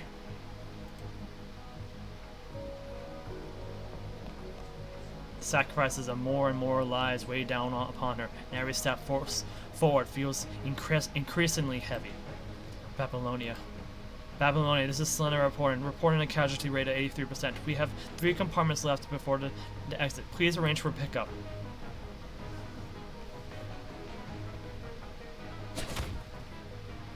The last archaeological team member falls before her. Babylonia, this is Selena reporting a casualty rate of 94%. I have 2 compartments left before the exit. Please arrange for... No response from Babylonia. Keep going, Selena. Almost there. Just a little further. Don't collapse. She keeps talking to herself, forcing her trembling legs to put one foot in front of another. Babylonia, this is Selena reporting a casualty rate of 99%. I have 1 compartment left before the exit. She strikes her weapon, knocking back a cross-shaped enemy. Covered with injuries, she finally stands before the last door. Please, arrange for pickup. I beg of you. Please, I beg of you. Her comms, which had lost contact with all, has lost contact. All this while finally connects. But before she can speak, the final decision was handed down. This is Babylonia interim relay satellite. The following message was left by Babylonia 15 minutes ago. The battle has estimated to have completed 30 minutes ago. But unfortunately, as a Babylonia has been unable to contact your unit, our calculations show that the likelihood of your unit's survival is close to 0. Babylonia anti-air resources have been stretched thin, and we're unable to continue this battle of attrition with space station. Due to strategic resource allocation considerations, we will be unable to allocate backup troops with no likelihood of survival. Babylonia adjusted its orbital altitude 15 minutes ago to avoid contact with the space station. If any survivors read this message, know this: Edith thanks you for your service. You've been brave warriors, and humanity will always remember your glory. End of message. For a moment, it is completely silent. Then,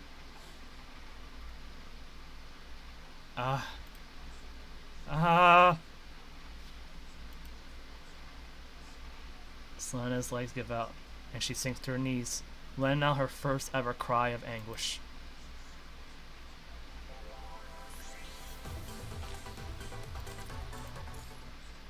Before that,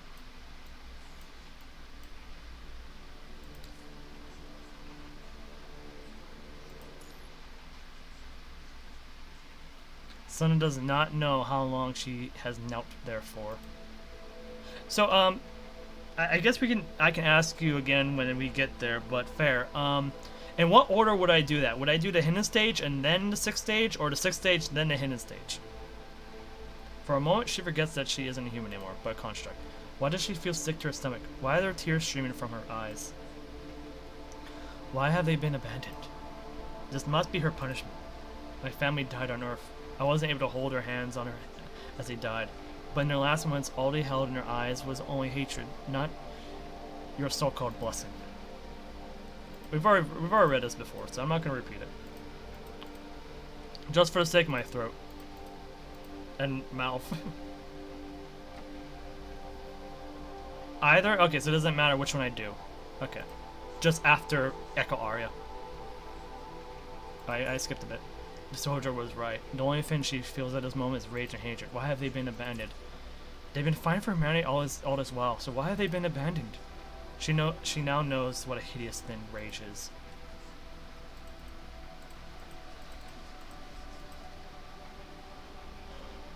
She understands. She finally understands it all now. Only at this moment, when she is on the receiving end of it all, does she understand the anguish that laid beneath the soldier's accusatory words. The words of Alan, the WGAA leader, rings in her ears. Your opera? I've read this before.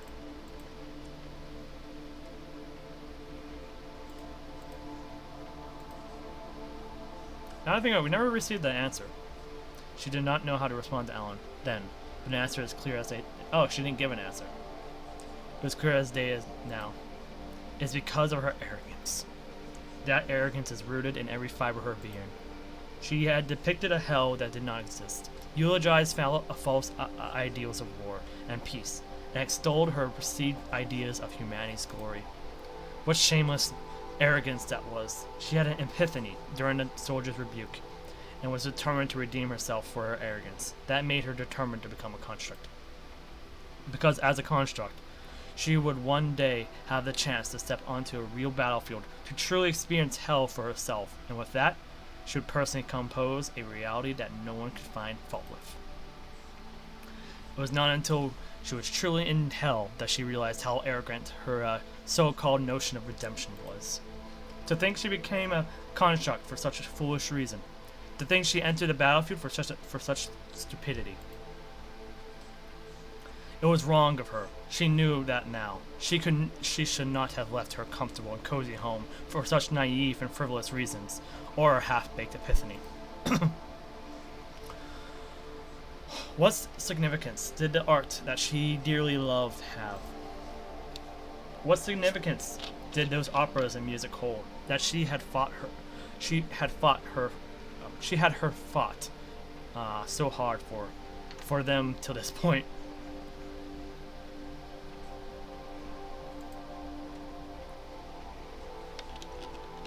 What this place needs are weapons that can eliminate the enemies, and zealousness that can end wars.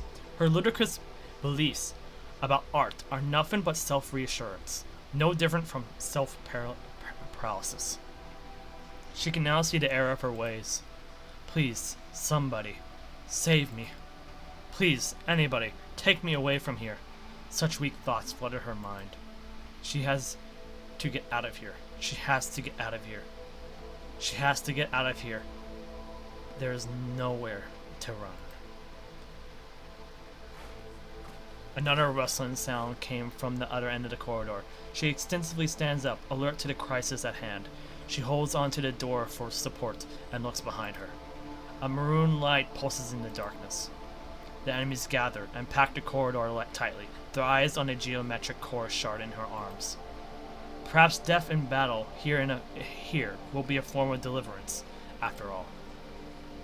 The thought flashed through her mind, but is suppressed by another. I'm sorry we couldn't get you out, but Selena, oh, we've already read this before. Skip that. And what of it? Babylonia has abandoned them. There's nowhere to go back to anymore.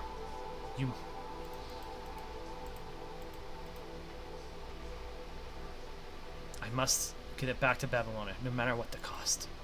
She's repeating what she hears in her mind, partly trying to convince herself.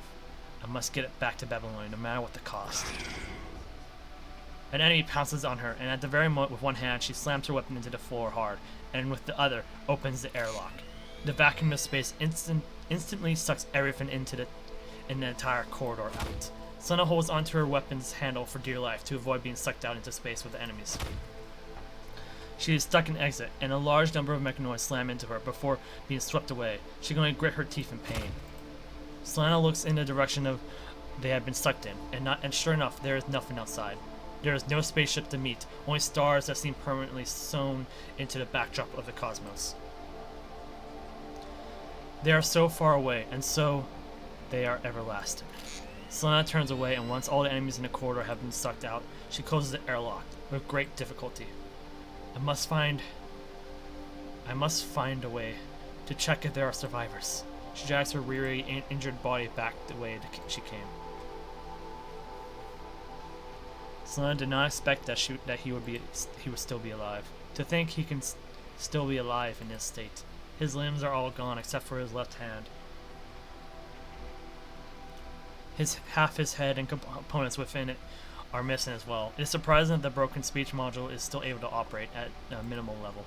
When the archaeological team left, he was not damaged to this extent. A fierce battle must have occurred here after that. It seems his sound reception module is still functioning. Even under such circumstances, it's able to pick up her footsteps. Selena walks to his side and gently kneels beside him. With her hand, she gently holds his broken palm. It's me. She chokes back a sob, answered him gently and confidently. Oh, it's you from the archaeological team. Selena, was it? His voice sounds like it comes from a rusted windpipe, intermittent and with a quality similar to a steel wire scratching against an iron plate. Why did you come back? Did backup come? No, they didn't. Babylonia's abandoned us. We were betrayed. For a second, she cannot control the tears from her eyes, and so she tilts her head upwards so that they would not fall. It is strange indeed. Why is it that even though they had already given up their human bodies, they are still able to keep their minds stable by simulating exclusively human physiological systems? Why is it that even though they become constructs, They are still unable to leave their human weakness behind. Yes, backup has arrived. Don't worry, everyone's been saved. That's really great, but why don't I hear any footsteps? Line begets more line. Perhaps your sound module has been damaged and is not picking up more distant sounds. But don't worry, the Max will come and take you away soon. We're constructs. We just have to be switched to a new body and we'll be fine. The information and sample have been delivered. Don't worry, they've been delivered. His hand suddenly starts quivering. That is when Selena realizes he has seen through her lies. But they had both chosen to remain silent. Thank you. I've done nothing to deserve your thanks. Rather, it is I who have been thanking you for saving me then. Connor shakes his head with great difficulty. When your team called you Selena, I remembered why I seemed to have seen you before. It was at Babylonia's opera house, wasn't it? I remember you were holding an opera performance there. There was a scene. Your aria was the accompanying music, sung a cappella style. That's why your voice was so familiar. I thought it was strange. You were human then. Why did you suddenly become a construct? I didn't realize you immediately. 1 second.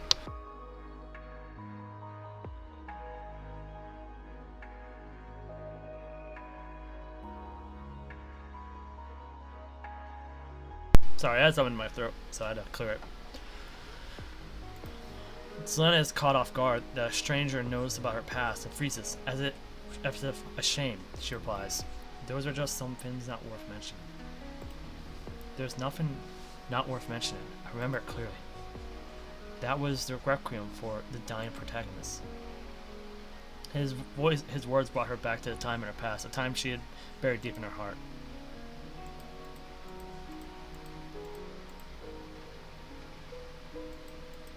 There are too many who died, just like the stars in the night sky. No one remembers their names, nor the place they fell. It was utter nonsense and hope was naivety, that to dedicate requiem to the dead of a single soldier. That was what that soldier had told her then. She was so ashamed of her ignorance then that the accusation haunted her, even her dreams. Why was she composing songs? Why was she writing librettos? Why was she singing? And now, why is she fighting? She did not know. Oh. Even now, as you lie on the brink of death, you've chosen to condemn her naivety? It was just like her encounter with that soldier all over again. She purses her lips, closes her eyes, and waits to be judged. But judgment does not come. Before that, I always thought when humans died, there was nothing left. When a construct is broken, they're just scrap metal. No one remembers. I thought no one would care, but you sang for him. Selena is taken aback. That was the most beautiful voice I ever heard in my entire life. She suddenly feels the urge to stop him from going on. It was nothing but a lame method of expression. An important character in the opera had died, so naturally it necessitated an aria to give voice to the emotions. It was just an awkward, presumptuous eulogy. Please don't go on. It was just her childish fantasy. Nothing more than a wishful thinking on her part. That is what she is about to say when he interrupts her. Just naivety. But it was truly beautiful. If everything was really like that, how nice would that be? I'm sorry, we didn't fight hard enough. That's why someone like you has to come to a place like this and encounter such situations. But could you sing for me a song you sang then? It'll be my honor. The tears that have been welling up in her eyes finally fall as she gently kisses the back of the other construct's broken hand. She had been plagued by self-doubt for a long time, never finding the answers she had been looking for. To think at a time, and a place like this, and from another in the same position as her, she found redemption flooding in. That's the greatest honor I have ever received, sir. There's some differences between a construct's voice module and a human throat, so she fumbles a little at first, but she quickly gets the hang of it. Producing the most beautiful sounds possible is an instinct she was born with. She croons for a long time, a very, very long time, until the tears on her face have dried.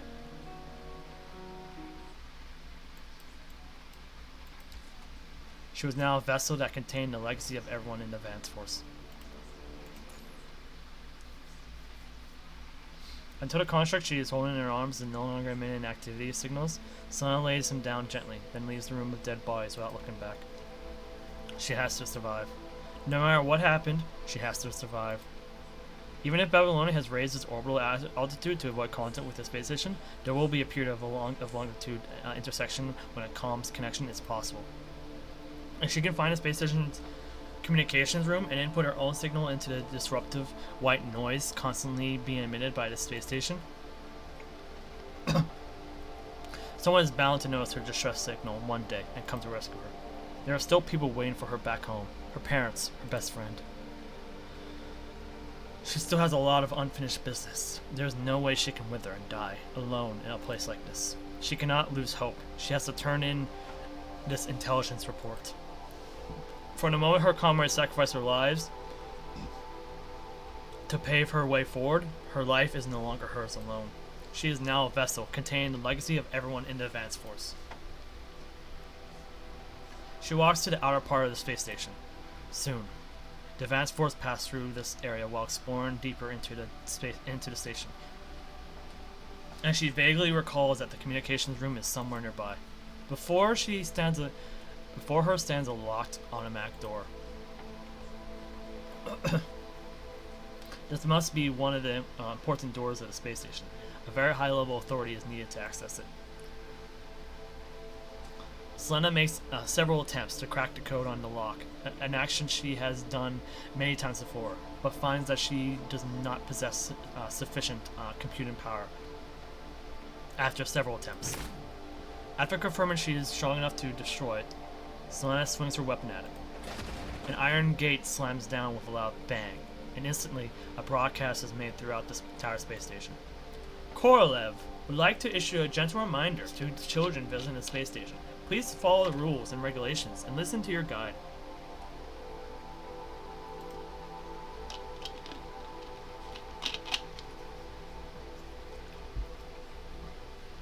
What is Korolev? Please take care of public facilities. Selena is shocked by what she is hearing. Children who vandalize and destroy space station facilities will be punished. Serious offenders will be separated from their parents for 1 week and placed in a correctional facility. From behind her came the sounds of mechanical limbs hitting the ground. The broadcast echoing throughout the space station has an accurate source after all.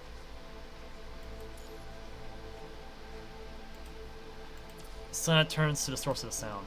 Dear children, we are now demonstrating how the immune system of the human body works. Viruses that enter. A giant spherical corrupted appears behind Selena.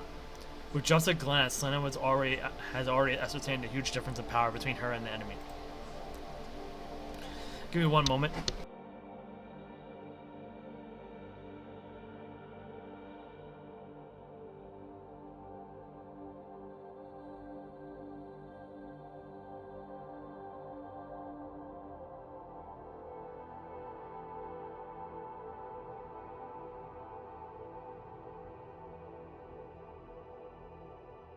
Alright, I'm back. Sorry about that. This is a corrupted she cannot hope to defeat alone. Every circuit in Selena's body screams at her to flee, and flee she does. This is what will happen to it. Captured and destroyed by immune cells.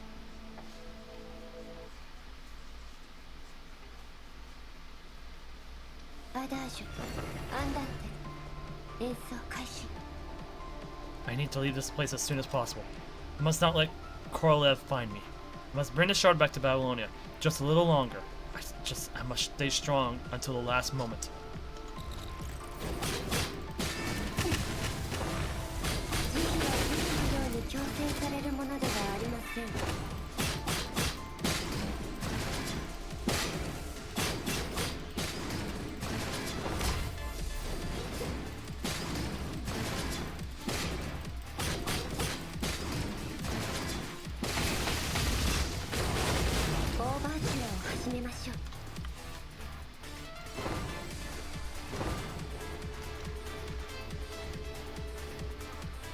Is this a terminal to control the electromagnetic lock? Operating. Great, my computer power can open it. I can't waste my time on these spins.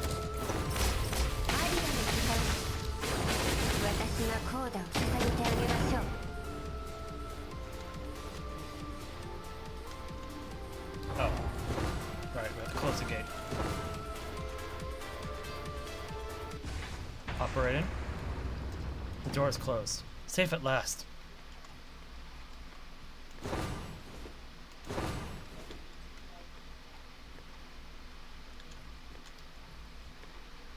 Immune cell has found a germ.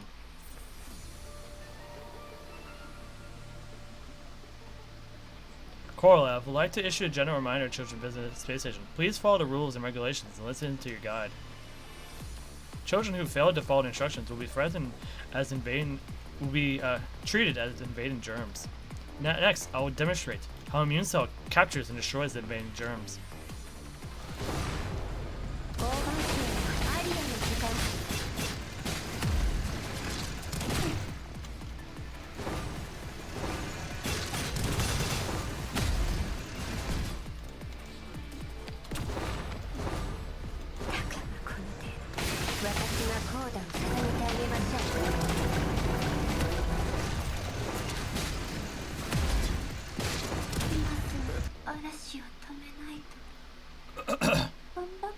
No matter where she hides, the corrupted Korolev was always hot on her trail and always finds her. She tries fighting but fails miserably, convincing her that she has no hope of defeating an enemy like this. Eventually, she somehow coincidentally finds herself in the place she was looking for, the communications room. Inside the communications room, the strenuous movements have caused Selena's vital fluid to seep out of every opening, and she can feel that her body, which is already approaching its limit, is about to fall apart. She musters her remaining strength to barricade the entrance with what she can find and staggers over to the communications station. Access granted. Thank goodness. There is, however, no joy in those words. The giant corrupted is frenziedly slamming against the barricade. This is the end of the road for me. In her hurry, she can only load the data she is subconsciously most familiar with into the space station's disruptive signal.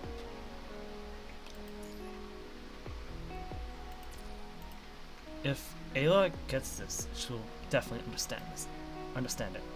Selena smiles bitterly. If it is her best friend, Ayla, I'm sorry. A huge force sends the barricade flying as Korolev steps into the narrow compartment. In the time she takes to prepare for battle, Korolev manages to cover the distance between them. Her weapon snaps under the impact of Korolev's attack. There is a loud bang as Korolev hurls Selena against the wall. Korolev does not give her time to catch her breath and slams his robotic arm down onto her back. The robot is not small, but sure is nimble.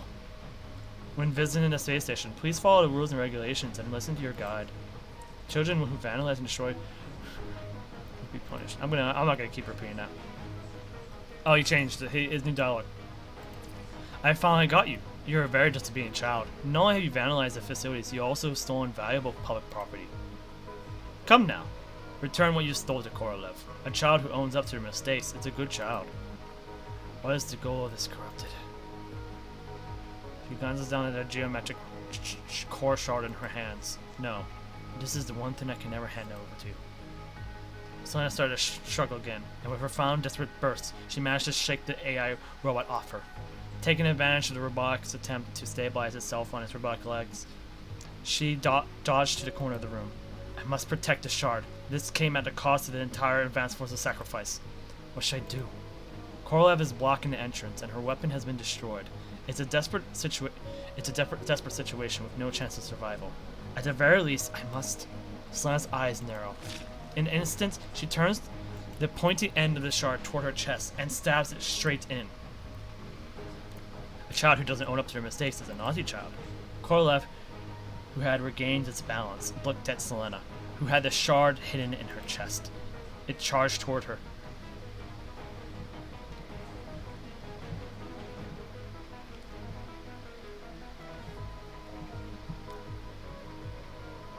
So I got distracted by something.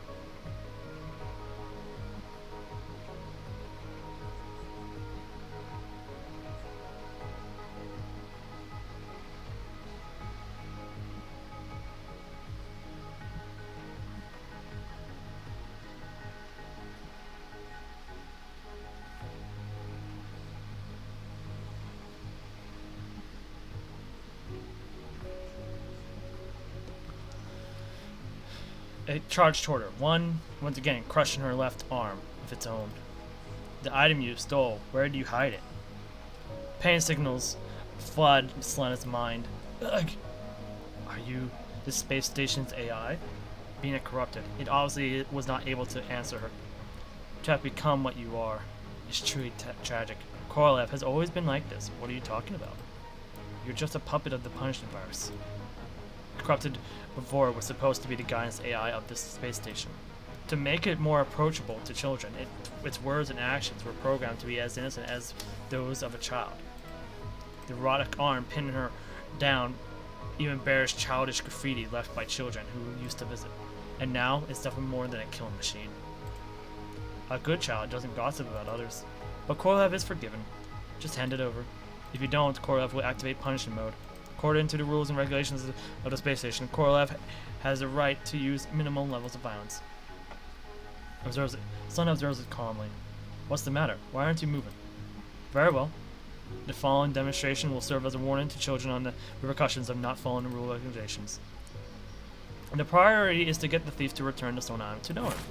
Two robotic arms suddenly crush her left hand and rip it off.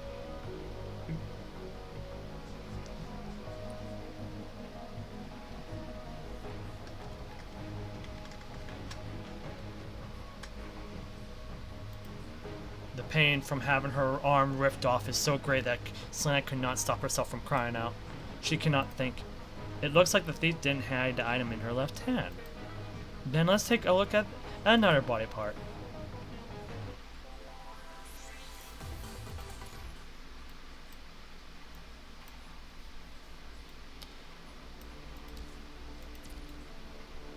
Oh wow, the hidden, so the hidden was triggered here, but it's placed all the way over here. So that tells a lot about this one.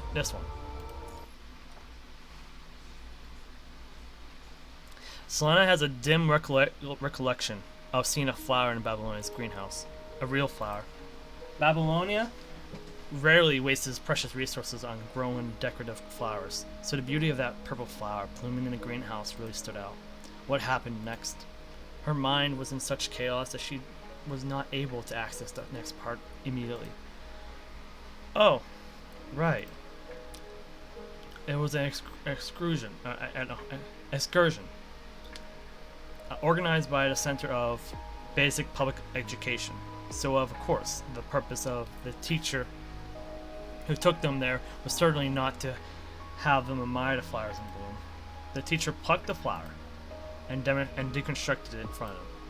It started with the stalk, then the base, the sepal, and a corolla. The deconstructed, nameless purple flower lay scattered in a petri dish for the children to examine its every part. Just like her now. You're being naughty, little thief. Where did you hide the stolen item? Korolev, who had been pulling her apart, suddenly stopped. That maroon visual receptor scans her from top to bottom before abruptly tossing her aside. Oh, it's a thief. Where did you go? It's as if it suddenly cannot see her. It lets out an urgent screeching noise before leaving the communications room.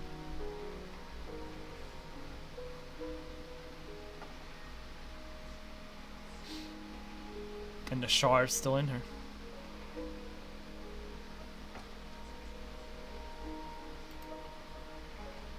Is it because she reached such levels of corruption that it determined that she has not become a corrupted?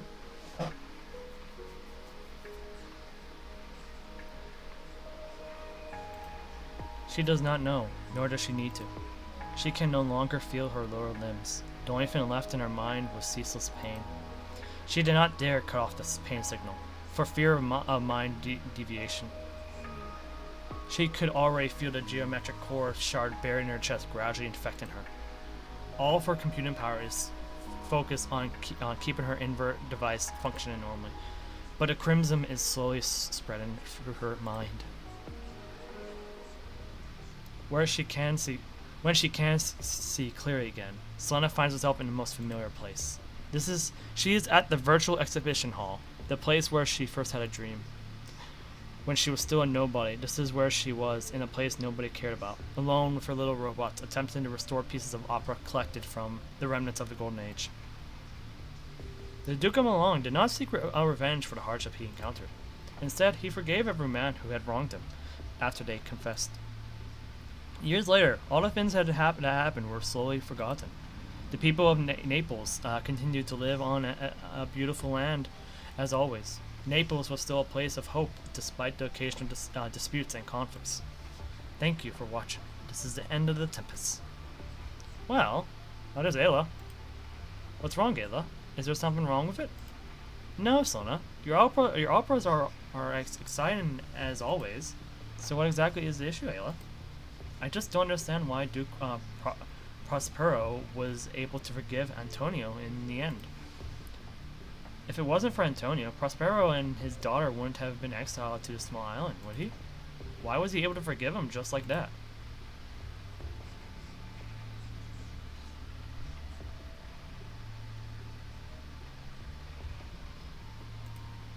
Hold on. Was there really such a line? No, there was not. She sent Ayla to restore her end and she sent Ayla her restored end into the Tempest just before she left. She never actually got to hear Ayla's opinion on it. This was but a fantasy of memory and imagination woven together by her mind in this extremely chaotic state. This was her subconscious endlessly contemplating the issue in her head. This was her subconscious incessantly innuating her with self-doubt. Why was Prospero able to forgive his brother so easily? His throne was usurped. He almost died. He lost everything, and the pain he carried from having been cast away to an island with his daughter for so many years. Why was he able to forgive someone who had caused him so much pain so easily? Yeah, I probably figured I could do that anytime I want now. Because forgiveness is a virtue, and to forgive others is to forgive yourself. Are you hoping to comfort yourself by coming up with such a righteous reason? Those are nothing but empty words, empty pretty words. You think so too, don't you? There's no need to forgive yourself. You shouldn't forgive yourself for foolishness. Don't forgive yourself, and don't forgive Babylonia, which has abandoned you. You have nothing left, not your bright future, not your ideals and arts, not even your comrades. You have no tragic past, no fervent belief. Compared to others, you have no reason to persevere. Why do you persist? Give it all up. All you have to do is come over here and everything will be much easier.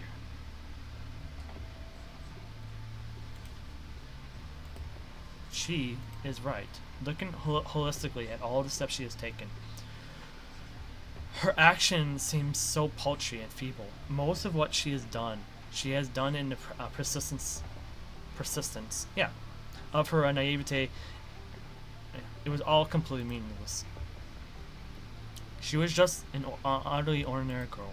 She could not understand what it was that has caused her to persevere to this point. No, it's not like that. Prospero must have despised Antonio. You should now understand Prospero's emotions better than anyone else, Lana. He wanted revenge, but at the end of the day, Antonio was his brother, his comrade. The people of Naples were still waiting for him. Sana's eyes flew open. With only half a body left, she was just like a fish on land, struggling to turn over. Now my charms are all overthrown, and what strength I has mine own.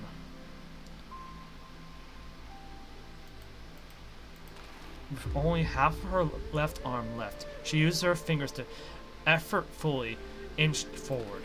Her broken figure is striving to crawl forward, which is most faint. Now 'tis true. I must be here confined by you, or sent to Naples. Let me not. Crack. Her fingers give way. So she opens her mouth and uses her teeth to pull herself forward. Since I have my dukedom got, and pardon the deceiver, dwell in this bare island by your spell.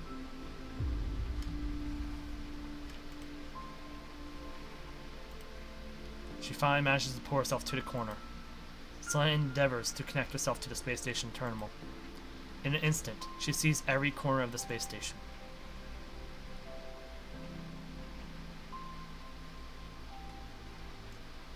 Wait,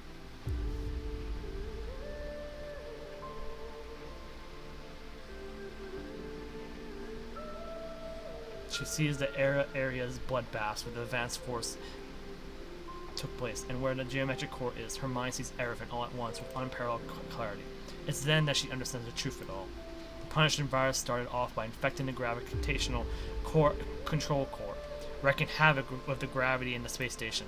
The powerful suction force swept the punishing virus in the area into the gravitational core. The convergence of such a large quantity of the virus gave rise to the Hero core, the thing that took over the gravitational core. That information alone is enough to change the course of the war, and she has to deliver it, together with the Hetero core shard in her chest, back to Babylonia. Only thing to do now is to wait very patiently. But release me from my bands. With the help of your good hands. Gentle breath of yours my sails must fill, or else my project fails. She is not aware of how much time has passed. It may have been a long time, or merely a second. The space station, which had been quiet all this time, is welcoming another group of guests. There is a group calling themselves the Grey Raven, who work so well together. It's like they can reach each other's mind, and with them, a familiar pink figure. Selena's mind, which was shattered by what she had experienced, pieces itself together on seeing that girl, Ayla. The construct, which has been pushing herself for years, finally closes her eyes. Which was to please. Now I want spirits to enforce, art to enchant, and my ending is despair, unless I be relieved by prayer, which pierces so that it assaults mercy itself and frees all faults. As you from crimes would pardon be, let your indulgence set me free. So before she finally had her rest, she saw them come for her. Well, at least Ayla come for her.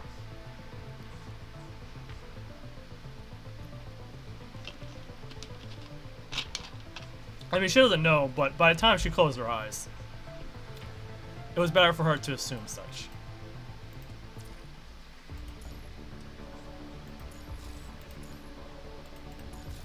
Alright, we're gonna accept that, claim that. Alright, enter the, actually before that, accept this stuff. Even though we don't need this stuff. Will this get converted into anything afterwards, or? If we're already done, was this convert? Probably not. I don't know why I'm gathering this stuff. We don't even have any more Battle Pass stuff to get. Unless I get the full stuff. Or not the full stuff. The rainbow card. Premium set or something. I mean, you know, this is actually a lot more lucrative now. Now that we're so far into the Battle Pass, huh? But I don't know. Anyways, we got to do this. Because we gotta see what happened in Ayla's perspective of this whole situation. Phew. Relax and focus on Selena's voice.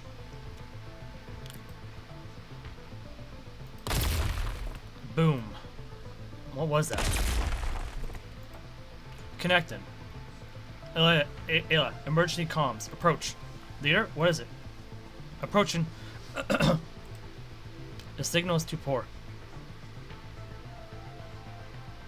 Wait, you get... Oh, you get 10 plus levels. Oh, so that's why it's so expensive. Well, not so expensive, but still. Time is running out. There is where Selena failed. I must be cautious. Oh, I must be more cautious.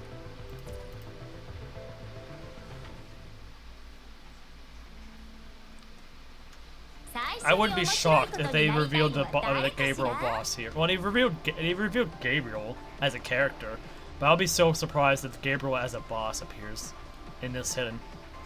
Senna should be nearby.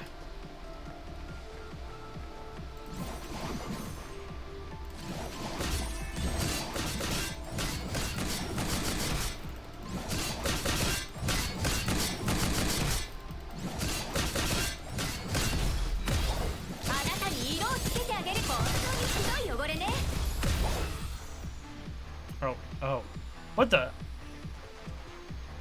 Corla, what are you doing here? You must buy a sightseeing ticket first. Please buy your ticket at the ticket booth. Otherwise, a special procedure will be initiated. That's pretty... Do you know where Selena is? Initiating enforcement procedure. Seems like I don't have a choice. I have no time for this. Bring it on. Pet 1 is more premium? What do you mean? The Pet 1 is cheaper than the other one. The other one is more premium.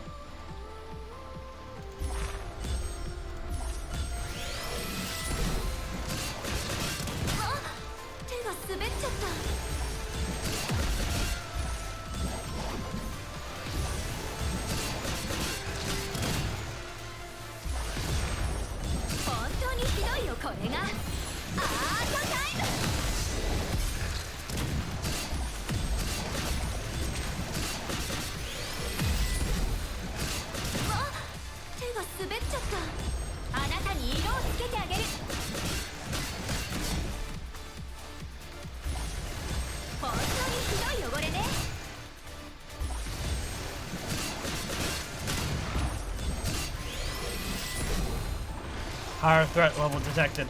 Abandoned current mission. Go to the location. Gravity room. Ran off. But I can search around at least.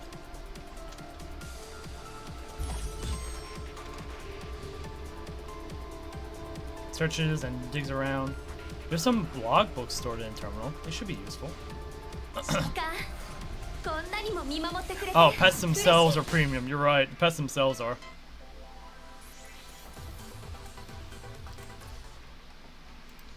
I thought what you meant by premium, like the battle pass is, you know, the price of the battle pass, but no, you meant like Cubs in general are just premium.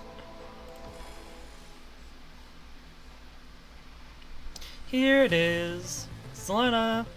Ayla slashes the closed cabin door a few times, bashing it out of shape. And then, ha! She kicks the door away. Selena, you there? And the interior of the cabin is barely visible under dim emergency lights. A terminal near the wall is still running. It displays many charts of data. The terminal's control panel has been ripped off, with a few connectors plugged in. On the other side of cables was the lifeless remains of half a humanoid, leaning on a corner. Her hands lay limply on the floor, her eyes empty. Life has left her body. Selena. Ayla puts her scythe down. She slowly approaches and crouches down. As she gradually reaches out for her face, the carcass suddenly jerks as if it felt Ayla. Ayla is shocked for a split second, but she regains her composure immediately. The dark eyes of the carcass start to light up. Hey, Selena, thank goodness, you're alive. Selena's sound unit seems to have been heavily damaged. Her voice comes out bitter and strange, as if she is concerned about her voice. She no longer makes a sound. Don't worry, Selena. I'll run some checks now. I'll bring you back. We can get you a new body then. And let's start to check Selena's various body functions. Fortunately, Selena is a support type construct. Oh, so she was a support!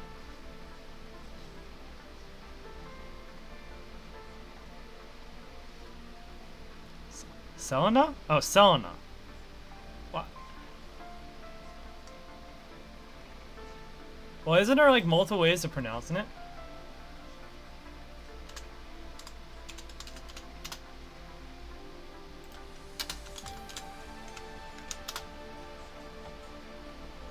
Selena. Selena.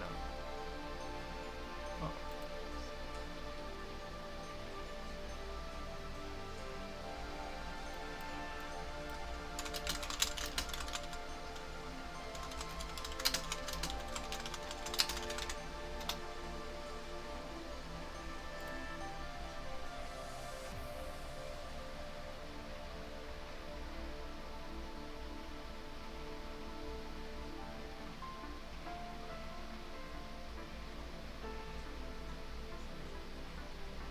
Selena.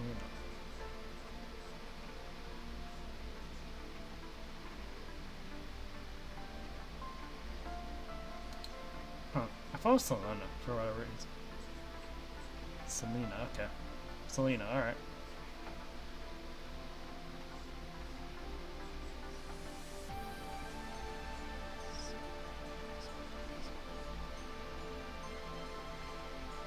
Oh yeah, we can always check her voice lines.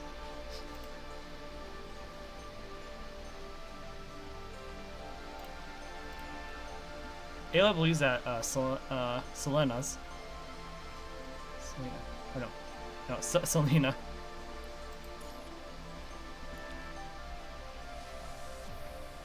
Fortunately, Selena is a support type construct, so her infection level was kept under the threshold. Ayla believes that Selena's strong will to survive must have also helped. Great. Looks like you will last until we get home. Ayla looks at Selena, and then determine what she is connected to. Did you survive only because of the energy from the space station terminal? How Selena struggled through many dark days was beyond Ayla's imagination. Right, the song. You connected yourself to the terminal, then added your song to the interference signal broadcasted by the space station. That's how you did it, right? Selena. You must have been waiting for me to notice. Sorry, I came too late. I'm bringing you home right now. Or I can wait for the English dub that's coming out in like a week. And get the English version of it. Wait. Just when Ayla is about to unplug Selena from the terminal screen changes. This is the space station's database. And surveillance camera footage. Wait, is this Grey Raven? Grey Raven members can be seen on a ring of the gravity room. They looked clueless. Selena, do you want me to help them? But the communication device here isn't functioning. Okay, I'll try to find another terminal nearby. Hope this won't take too long. Ayla, that was... you should have just kept on with your remote mission. Hostile signals? Alright, Selena, just wait a little longer. I'll be right back. I'm so used to calling her Selena instead of Selena.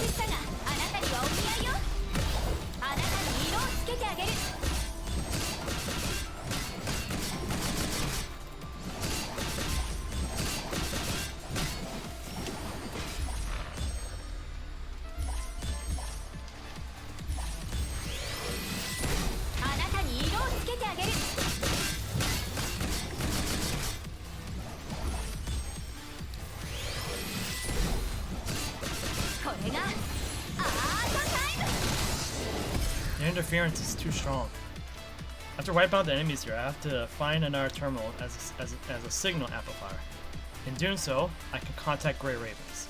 According to the topographic map, there should be a terminal ahead. Found it. But that's not good. Those heteromerds are protecting the terminal, and there's a robot guard in near. I better not get too close to those orbs. And that robot guard seems to communicate with the terminal in certain ways. In short, I have to activate it.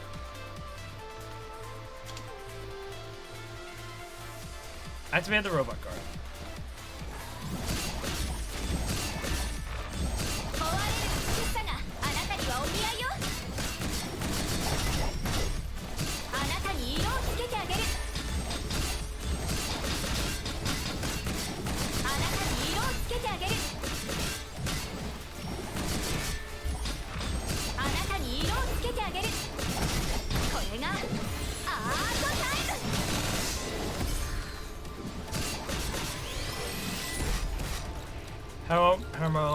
Heteromer formation has been defeated. Yay! Yeah, it worked. It seems the heteromers here could be easily deconstructed. Maybe they've lost too much energy because of Grey Raven. Let me see if the terminal still works. It is activated. Fine, I can contact Grey Ravens.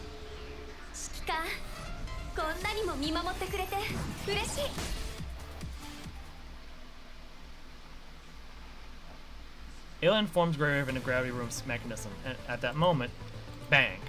Target sighted. Recycling now. Wait, what's that?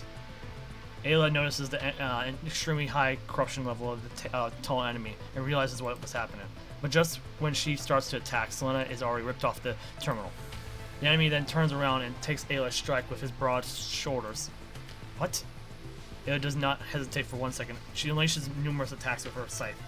Strangely, the enemy does not want to engage in the fight. Instead, he keeps moving back. Once he reaches the cabin door, he leaps toward the gravity room's core area. After bumping into Grey Ravens in the gravity room, Ayla follows Gabriel to a shattered floating platform. Boom. Gabriel flips over and fires a shot. He uses a counter force to jump through the opening on the wall, which is a result of the previous blast. Ugh! After the heat from the explosion dissipates. Oh no. Before he gets away, I must... Just when Ayla is about to follow him, a mechanical claw protrudes from the edge of the platform. Huh? The claw continues to climb towards the platform surface, finally revealing itself. Humans must be destroyed. It is Korolev. After the battle of Grey Ravens, it fell into the vacuum turbulence, but somehow managed to survive space. Destroy. Now of all times. Korolev coming out of the grave to prevent the save. Leia cuts his remaining structure in half and completely annihilating it. I mean, at the very least, even if she did get past or get even caught up, she wouldn't be able to handle Gabriel on her own. Considering that Gabriel's hiding his power. However, she has also wasted precious time. Ayla looks at the opening to space. I must hurry. Right at this time. Oh, I did not know that. That'll be an interesting event for the PGR Twitch scene. A huge beam goes through the opening and hits the punishing Hetemer directly. The gravity room is a mess. Ayla struggles to maintain balance on the floating platform. She keeps telling herself one thing. I mustn't stop. Otherwise, Selena would... One by one, she keeps leaping toward the next floating platform. Jumping, dodging, spinning, and slashing through anything in her way. Step after step, Ayla finally makes it out of the space station. There are huge explosions on the low Earth orbit in the distance, but Ayla has no attention to spare. No attention to spare. Selena! Still, she is one step too late. The door of the capsule where Gabriel and Selena are in has closed. The launch procedure has been initiated. Wait, Selena! Runs with all her might on the outer surface of the space station, but the capsule had already taken off. No matter what she does, it only moves farther away. Only the heat from the capsule's exhaust flames remains, scorching Ayla's body. All she can do is silently watch the capsule as it flies towards Earth. Ayla mumbles to herself and already knows her next step. There's still a chance. There must be. Selena, wait for me.